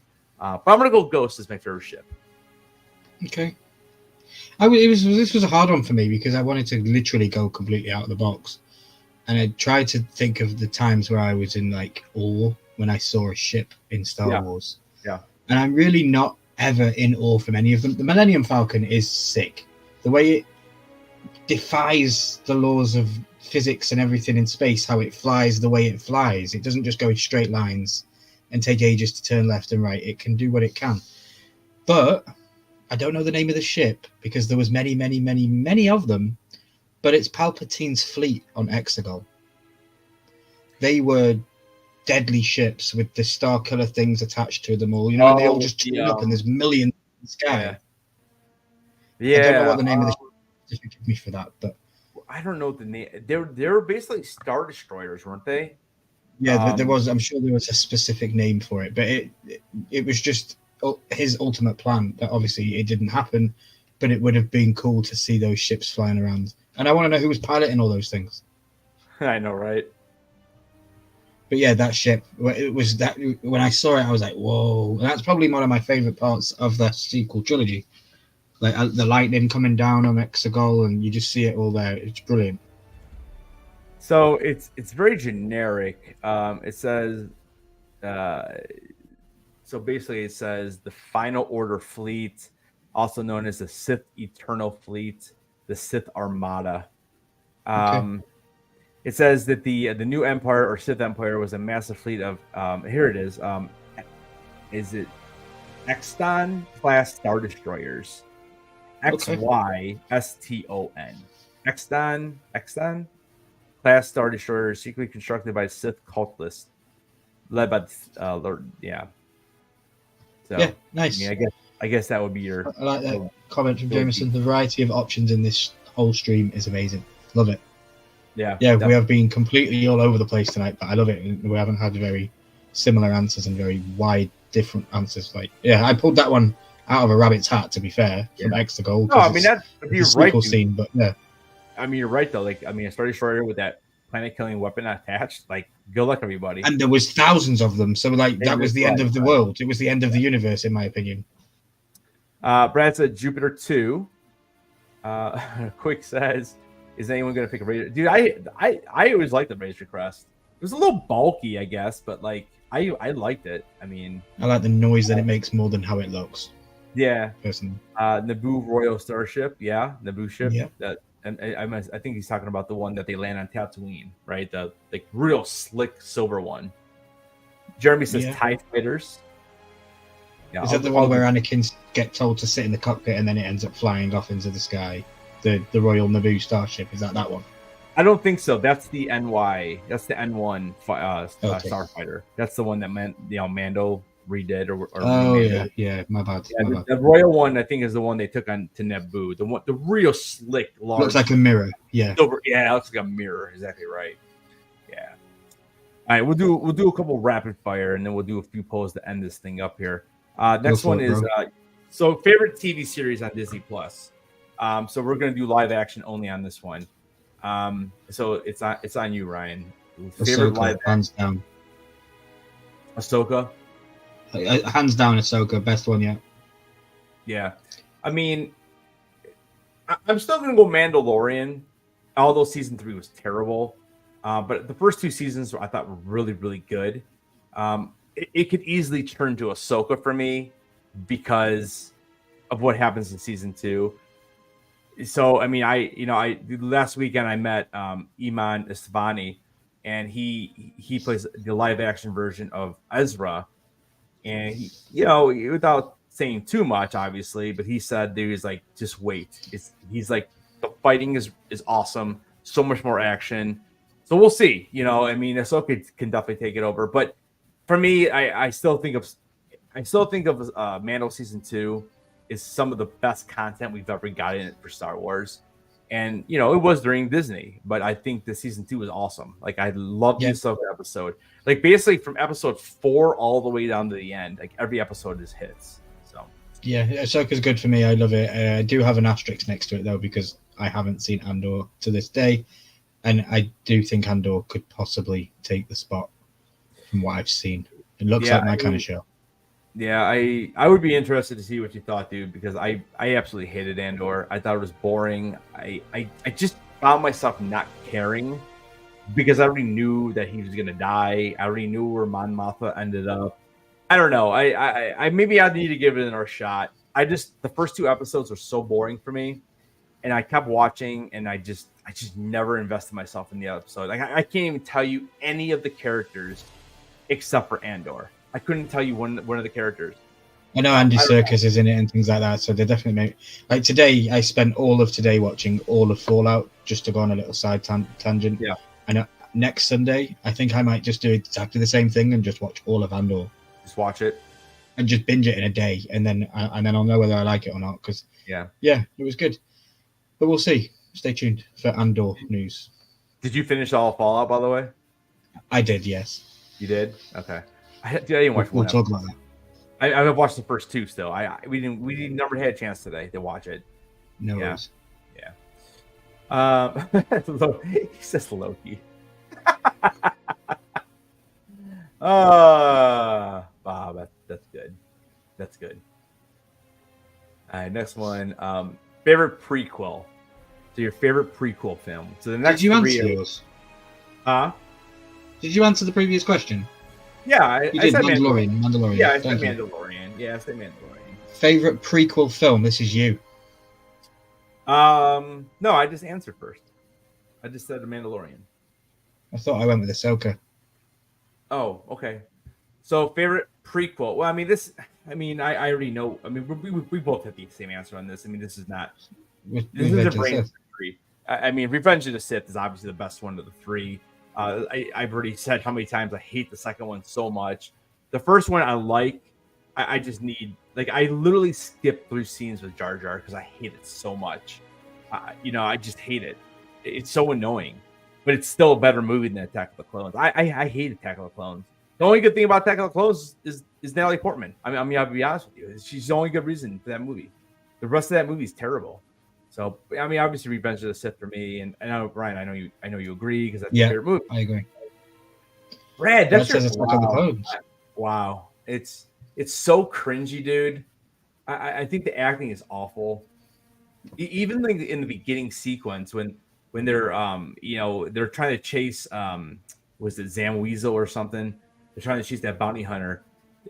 The dialogue between Anakin and Obi-Wan is so, dude, it's so cringy. I hate it.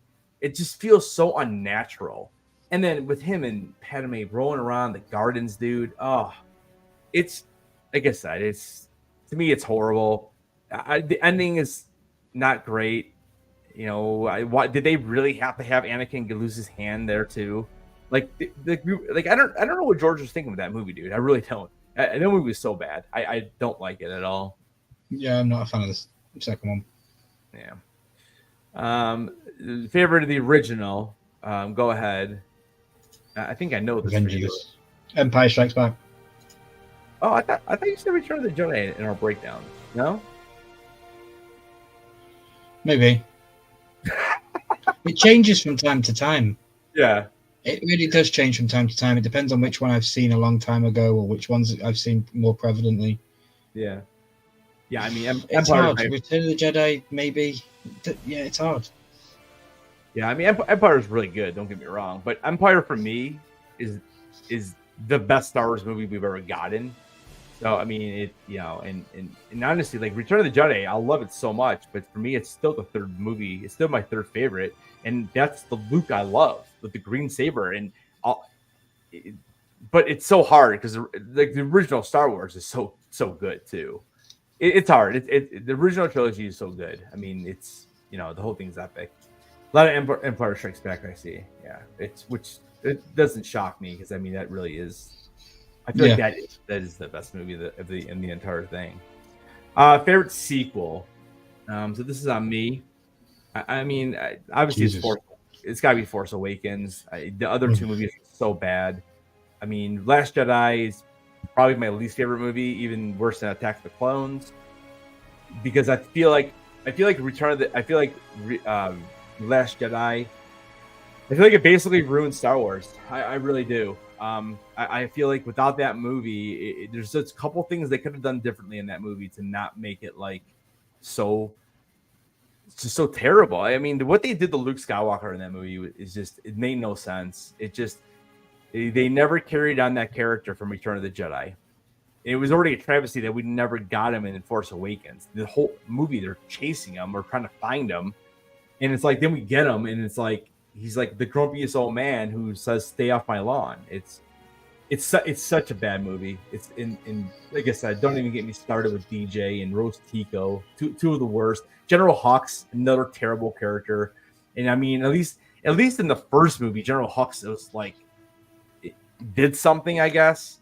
But in the next two movies, they make him look like a fool, you know. Killing off Snoke. Snoke. I can't take yours. Go ahead, Snoke. No, I was just saying, like, Snoke was probably one of the most intriguing characters in the original, in The Force Awakens, and then they just kill him off, and Rian Johnson's like, yeah, here's your Snoke theory. I mean, Rian Johnson wrote Star Wars so bad. I don't know. But Force Awakens would be the best one. I mean, I actually enjoy watching that movie, so. Yeah, Force Awakens would have been my choice, so because I can't repeat yours. No, I'm just taking two. I'm going to give some shine to The Last Jedi, but purely on a stylistic standpoint, I think the film is beautifully shot. Some of the scenes that we get, you know, I love my wide angles. My favorite starship comes from this movie. It's just, I feel like they completely abandoned all hope and want to fix the franchise, and they put all their effort into making it look beautiful, which is cool. Like when they're firing down on the sand and you get all the stuff firing up from the sand, I thought that was sick. Some of the shots we get, and when they get into the cave, and crate, and then when we get into the cave and stuff like that, I love all that kind of stuff. So I'll give a little shining light to The Last Jedi just because I can't choose The Force Awakens for the rules.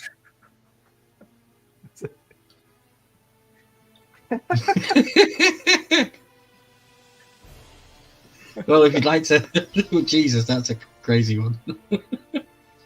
Oh my gosh! Favorite animated TV series on Disney Plus. This is you, Ryan. Favorite animation. Clone Wars. Okay. The whole story of Clone Wars, all of it, and I have watched all of it. It's brilliant. Yeah, I'll tell you what. It's hard right now because I want to see Tales of the Empire. I would say Rebels, but I'll tell you what, it may be Tales because I love the first one, and if this next one is a banger too, dude, it might be the best animation because I would like more Tales. I can't just have two. I don't think 2 seasons of Tales can stand up to Clone Wars at all. But I think the animation is on point. I mean, it may not be as good as season 7 of Clone Wars because that is some really good animation. I mean, even Bad Batch, dude, this last season, the animation is great. I just wish the story was a little bit better. I don't like the look of Asajj Ventress in this cartoon style. She looks different. From what I've seen from the Bad Batch, I don't like the look of her. Well, they changed it a little bit, but I mean, dude, she's only in 1 episode, so don't worry about it. Okay. And supposedly we're supposed to get that's a whole other video, dude. Honestly, like what they're doing with her, but yeah, I mean, it's tough because I love Rebels, but I love Clone Wars. Brad, you know, they're so good. The only animated shows Brad says is that he's watched the Droids and Ewoks. Brad, have you not seen Clone Wars, my friend? Oh, Brad, you're the all-knowing Star Wars man, are you not? Like, wow, bro, you need to watch Clone Wars. Yeah. So good. I don't watch anime at all. Like, animated stuff is not on my radar. And to say that I've watched that, and I've watched Attack on Titan, and I've watched Full Metal Alchemist, they're the only 3 animated things I've ever seen. Yeah, and they're all fantastic. I feel like Clone Wars and Rebels are those are for sure watches if you watch everything. Yeah, he saw it. Okay. Oh, he did see it. Okay, yeah. They definitely said about looking of interest. Yep. Yeah, I'll be interested to see what they do with that. I'll be interested to see if Asajj maybe makes a little appearance in the Tales of the Empire. All-time favorite Mandalorian. I mean, this is going to be tough because I mean, obviously Boba Fett comes right off the top of your mind, but we do have Mando. We have Sabine Wren. We obviously have Bo-Katan. You know, those are probably the big 4. I mean, there's a few others. You know, for me, it's got to be Boba Fett. Yeah, although I didn't love the Book of Boba Fett, but I love Boba Fett in The Mandalorian season 2. That was awesome. And Boba Fett was always one of my favorite characters just from the original trilogy. Again, just because of the way he looked. I have no idea, Ryan, if it was my turn or not, but I'm saying I'm glad you went first because I don't even know if I even got the memo for this question, to be fair. But it's good. I really don't want to go Din Djarin, but he connects. He's good. I don't know. Who was the one that started it, bro? Who was the main guy? Tar Vizsla or Tar Vizsla? Yeah. I'd like to go with Tar Vizsla. I'd like to the original guy. I would like to see him in some live action stuff. It'd be cool, but obviously they have to go back in time. I'm gonna have to go Din Djarin. I thought you would have said Sabine just because of I know you liked her a lot in Rebels. Yeah, but they changed her and they ruined her for Ahsoka. Yeah. So I've kind of fallen out of love with Sabine, and I don't know where they're going with that character. It's not the same character now that we have in live action that we had from this cartoon. So yeah, I get it. I mean, yeah, I get it. Yeah. Thanks, Bob. Grogu. All right, so for favorite merchandise, you go on this. We go first on this one. So merchandise, like it could be like collectibles, it could be clothing, it could be there you go. He's got his Chase Porg. He's gonna go. He's gonna started it all. This is my first ever Funko Pop. It started all of it. I wouldn't have the things I have today in my collection if it wasn't for this little thing. I was watching the movie at the movie theater at the cinema, and I needed a pee, and I didn't want to line up to pee, so I went to somewhere else. And on the way to pee, I saw this thing just sitting there on the shelf, and I picked it up. It was £5, $5, however you want to call it, and it started the whole collection. And it's a Star Wars pop, and it's the only Star Wars merchandise I own. But I also have written down, I think that the lightsabers that you own are absolutely badass. And I think that that's probably the ultimate fan to connection to the show thing that they could ever make, because it's like a lightsaber is impossible. It's something that is physically impossible to make. You can't make the light stop at that point. It's impossible. So the fact that they got so close with the hilts, I think that the hilts are fantastic. They really are so well made. The hilts, it's amazing. Like the very first one I have compared to like this new Cal Kestis one I got down here. It's amazing the detail, and I obviously there are different companies. They're not, I don't have all the same companies. There's about like 4 different companies I have throughout these, but it is crazy. Like just over the last 5 years or so that I've been actually kind of collecting them. How different they really are from each other. So in collectibles obviously is where I'm at. I mean, I have a ton of Star Wars Funko Pops, Hasbro Black Series. I have a Leia and R2D2 sitting right over here. They're from Gentle Giant. So, but yeah, I mean, it's But then it's funny too because I have like probably I probably have about 15 Star Wars shirts in my closet. So yeah, I literally have one Star Wars pop. Maybe I have like the Ronin pop that's technically Star Wars, but it's not. Porg, it's a Star Wars pop, and it's the only Star Wars pop I own. So yeah, it has to be my favorite merchandise piece. Because of the story that it connects to everything else. I wouldn't know Headless if it wasn't for this Funko Pop, and we wouldn't be here talking about these 30 questions. So it's like it all connects. Yeah, I love Burger Chef posters. I don't know what that means. Not sure. Burger Chef, like Dexter Majuster or whatever. I don't know. I'm not sure what that means. Yeah, Bob has he built one in Disney. Nice. I like the premium quality costumes.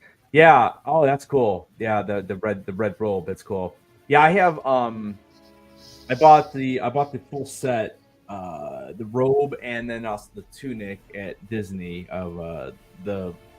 I mean, it just says Jedi on it, right? It's like the black robe though. So I mean, you can make it Luke. That's how usually if I cosplay, that's usually what I do. Or you can kind of make it like Anakin. Although Anakin in Revenge of the Sith still has quite a lot of brown on him still. But I would say it's more like Luke, I guess. Yeah, it's just cool. It's there's obviously issues with it, but like it's fun. I've been there like 3 times. It's really cool. It's fun to walk around. But your first time there, you'll really enjoy it. I think it's definitely worth going for Star Wars fans. Yeah. I think we have a couple. I think we have maybe two or three left. Favorite music score. So this would be. It could be someone's theme. It could just be what part of the music in Star Wars do you like, something like that. What do you think there, Ryan? Duel of the Fates. Yeah, you took mine. Sorry, bro. Yeah, I do. I mean, Duel of the Fates is amazing. Obviously, I would go. Duel would be first. I really do like Rey's theme. It's mellow. It fits the character. But I'm probably gonna end up going with my second choice, which would probably be Imperial March. Is that the opening credit scene music? No, so it's the dun dun dun dun dun. Okay, what's the opening credit music? So that would be So what is that? I think this is called opening scene or opening credits. Okay, because that would probably be a close second for me. Yeah, I mean that's awesome. Obviously awesome. Yeah. But yeah, I would say those. I would say those 3 or 4 are my favorites because I do like the Rey theme. I think it's really neatly done, and I'll tell you what, man. Even the dude, some of the music we've gotten in Bad Batch, dude, it's been really really good. And I know it's not John Williams, but it's pretty good music. Nice. As far as the different themes and I didn't want to chicken out with the Mos Eisley connection and go with the Cantina song because I've already gone with that earlier. So yeah. All right. So your favorite Star Wars memory. So I'll go first. I've kind of already mentioned it a little bit in this live, so that way we can make this as short as possible. So it's definitely when I went to see, and I've said this several times actually on lives, but it is when I first went to see Empire Strikes Back in the theater, and I remember sitting I think we were in the second row because I remember just having to stare up the whole time, and I remember all of Hoth just so white, and just when you see that blue lightsaber ignite and he cuts that AT-AT, and just the snow speeders and just the bickering between Han and Leia and then R2D2 being lost C3PO R2D2 is trying to find Luke when he's lost, and C3PO, and they're he makes that little sad tone at when they have to close the doors, and it was really really good. I mean, I would say that is my favorite memory. If I had to go something else, because I know I've said that many times, honestly, dude, in 1999 when Phantom Menace was released, it was me and 6 buddies, and this is before really before the internet was there, but you couldn't buy tickets. Dude, we slept from 11 p.m. We worked all day, and this we were waiters and bartenders. We went right from work, and we drove about 30 minutes to the best theater around us. We slept outside, and dude, the line was insane. And we slept there, and it was crazy, dude, is that they didn't even sell the tickets to 3 p.m. So we were there from 11 p.m. all the way to 3 p.m. the next day. But we got the tickets. We got back row. We had I think we ended up getting 16 tickets. So it was awesome. That would probably be my next best memory. So it was awesome. Nice. Yeah. So for me, I remember going to car boot sales. So a car boot sale in the UK is basically everybody goes to a field, and then it's basically what's the word I'm looking for? Yard sale, but everybody goes to this one place, and you open up the boot of your car or the trunk of your car, and you put it on a table. Basically, long story short, I was at one of those, and I remember seeing these backpacks as a kid. I don't know how old I was, but it was probably around year 2000, so I was probably a teenager. I was with my family, I remember that. But it was these backpacks. First of all, it was the Darth Maul backpack, which is on my phone here. I don't know if you can see that, Headless. Yeah, I see it. Yep. That was the first one. And then the second one that I remember getting was the Jar Jar one. I don't know if you've ever seen these, but these were backpacks. They were before Loungefly existed, people. These things were out, and they were pretty cool. I remember getting them, and I hadn't even seen the movies before. But my mum bought them on this car boot sale, and she gave one to me, one to my brother, and I got them all one. And from there, it became, I want to see what this movie's all about. And yeah, it was the prequels. I watched the prequels first, like I've already said, and it came from a gift that we'd found at a yard sale. Basically, it was just a backpack. So that's probably one of my favorite Star Wars memories.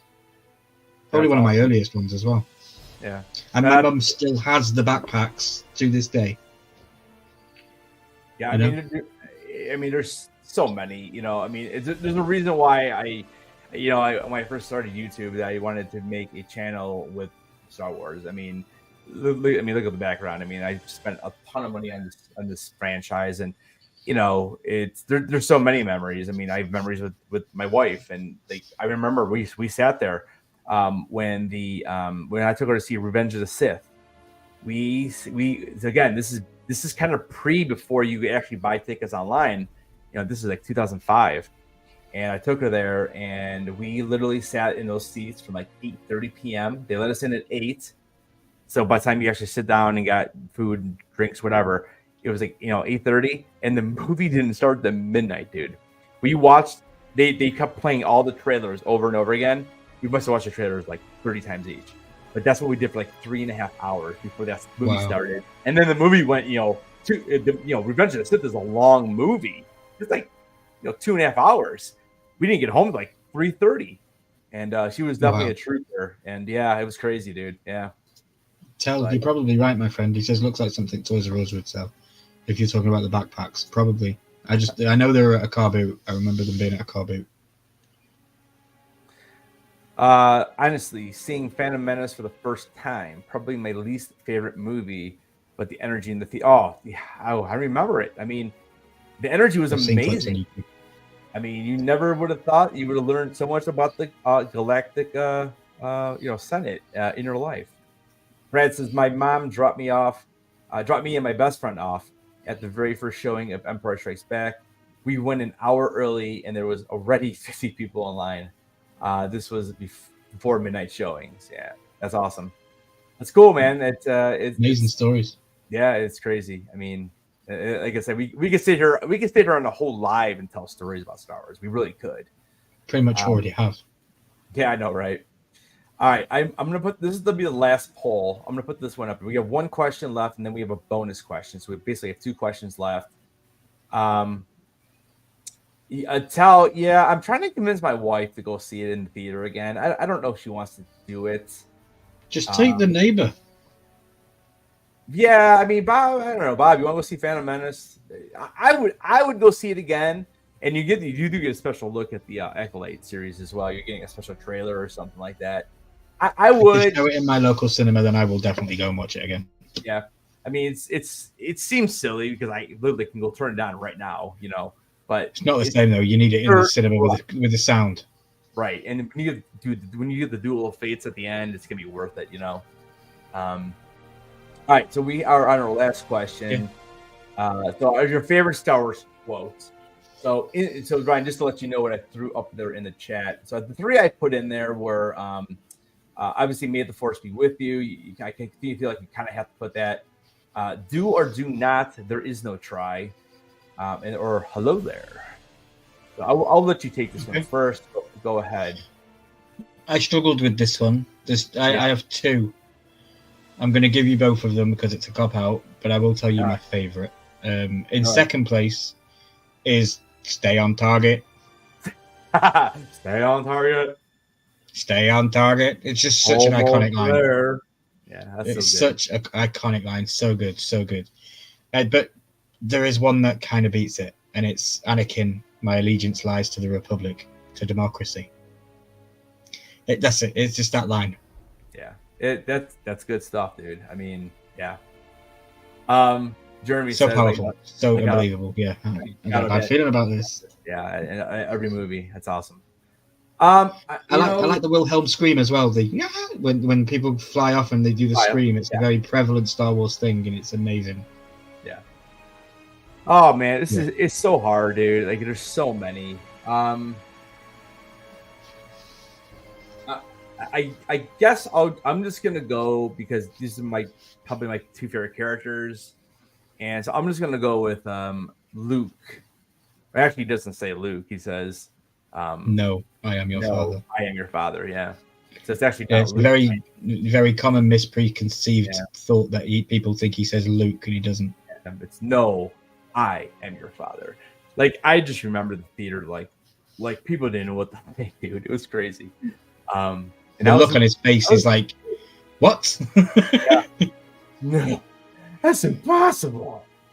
So I mean, it's simple, but it's what made it Star Wars. Honestly, like that relationship between those two. Because honestly, if they didn't, again, going into that movie, George said he never really thought of them as father and son. That was something they came up with. And think about if that never happened, you probably don't even get the prequels. You honestly don't.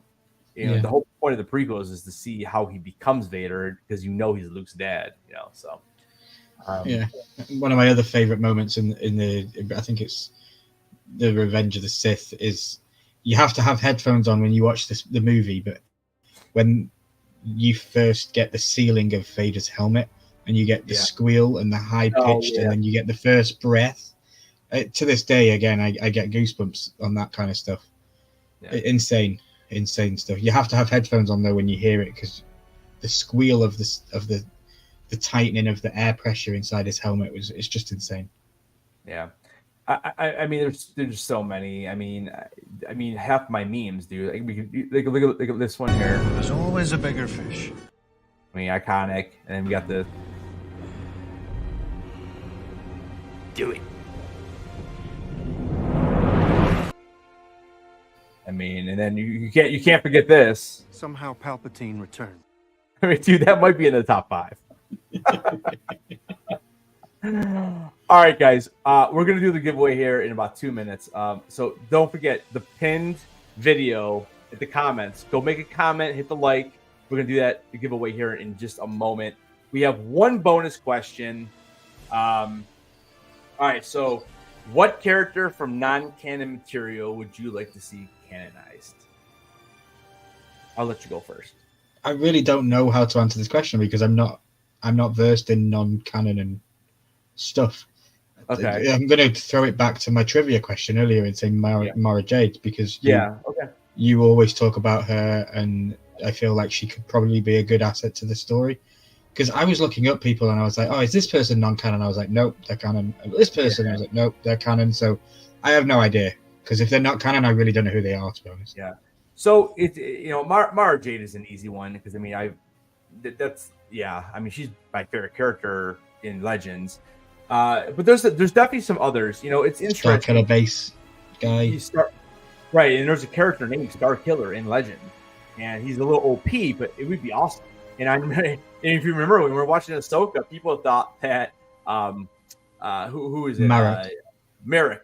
Yeah, Marek was going to be Starkiller, right? We did catch Marek in the Elsbeth trailer, right? Yeah, and so the I think it's the first brother. In the Tales of the Empire, there's a trailer of him. He's in it. Marek's in the Tales of Empire. And then the also guy from Tales of the Jedi, the one that Ahsoka kills in the final episode. I believe I think that's the first brother, and he's in that too. In the very he's in that too. So we're gonna get some explanation from Marek. Yeah, it'll be interesting. But yeah, I mean, there's a ton. Like, I mean, Starkiller. I mean, Jaina Solo, because in Legends, Luke and Leia had twins. It was Jaina and oh my gosh, what's the other kid's name? Jaina and Kat, help me out with that. Who was it? Was Jaina Solo and somebody else? Like, I can't remember. Jeremy, I just saw that. Yeah, it's a trap. I mean, that's fantastic too. There's a million, but yeah, I mean. Starkiller, I think would be cool if they did it right. Obviously, Mara Jade. It's hard to bring back Jaina Solo because they changed it. Darth Jar Jar. Darth Jar Jar. Here you go. It's interesting because in the Knights of the New Republic video game, I mean, technically, I think that's considered canon because that's how we have like Revan. But I mean. I don't know how you want to think of Revan. Is he part of canon already? But like, dude, how are we not getting a show with Revan? again, maybe Acolyte, maybe I don't know. I thought Revan lived way further back before 100 years before the Phantom Menace, but there's a lot. There's definitely a lot, but I agree. I mean, Mara Jade, Starkiller, I think those are probably the two big ones. I mean, there's some cool bad guys too who don't even use the Force. Well, what about what's his name? The one from the cartoon, Cameron Monaghan plays him. Well, I mean, technically he's canon. That's Cal Kestis. Cal Kestis, is he canon? I mean, technically he's canon. Yeah. So I mean, again, I mean, he's already come out and said that he wouldn't mind playing the character live action. So yeah, I'd like to see him get a thank you from the franchise to be. Here you go. You know, you're an actor, not just a voiceover guy. You're an actor, and here you go. And he's also doing they're making the third one. So, all right, guys, thank you so much for playing along. May the Force be with you. All right, we're gonna. I know it's been a long night. Like, I never would have thought this would have taken this long, dude. So I do appreciate everyone hanging out. Brian, I appreciate you hanging out for 2.5 hours because like I said, I didn't think this would take this long. We lost some Fortnite time tonight. Yeah, it was this Fortnite, so I'll get the Fortnite. Yeah, I know, right? Don't worry about it. So, all right, guys, I'm gonna go over and grab those comments, and we're gonna do the giveaway. So all you had to do is make a comment on that pinned video. Let me go pull those up really quick. And if you are watching on the replay and you happen to find this live after the fact, and we're not actually here live, but we are living here within the ethos of YouTube, please feel free to play along and comment down below in the comment section what you would like to answer for all of the 30 questions or 31 questions that we have discussed this evening. I think it's been real fun. Headless, well done, and thank you for putting this together.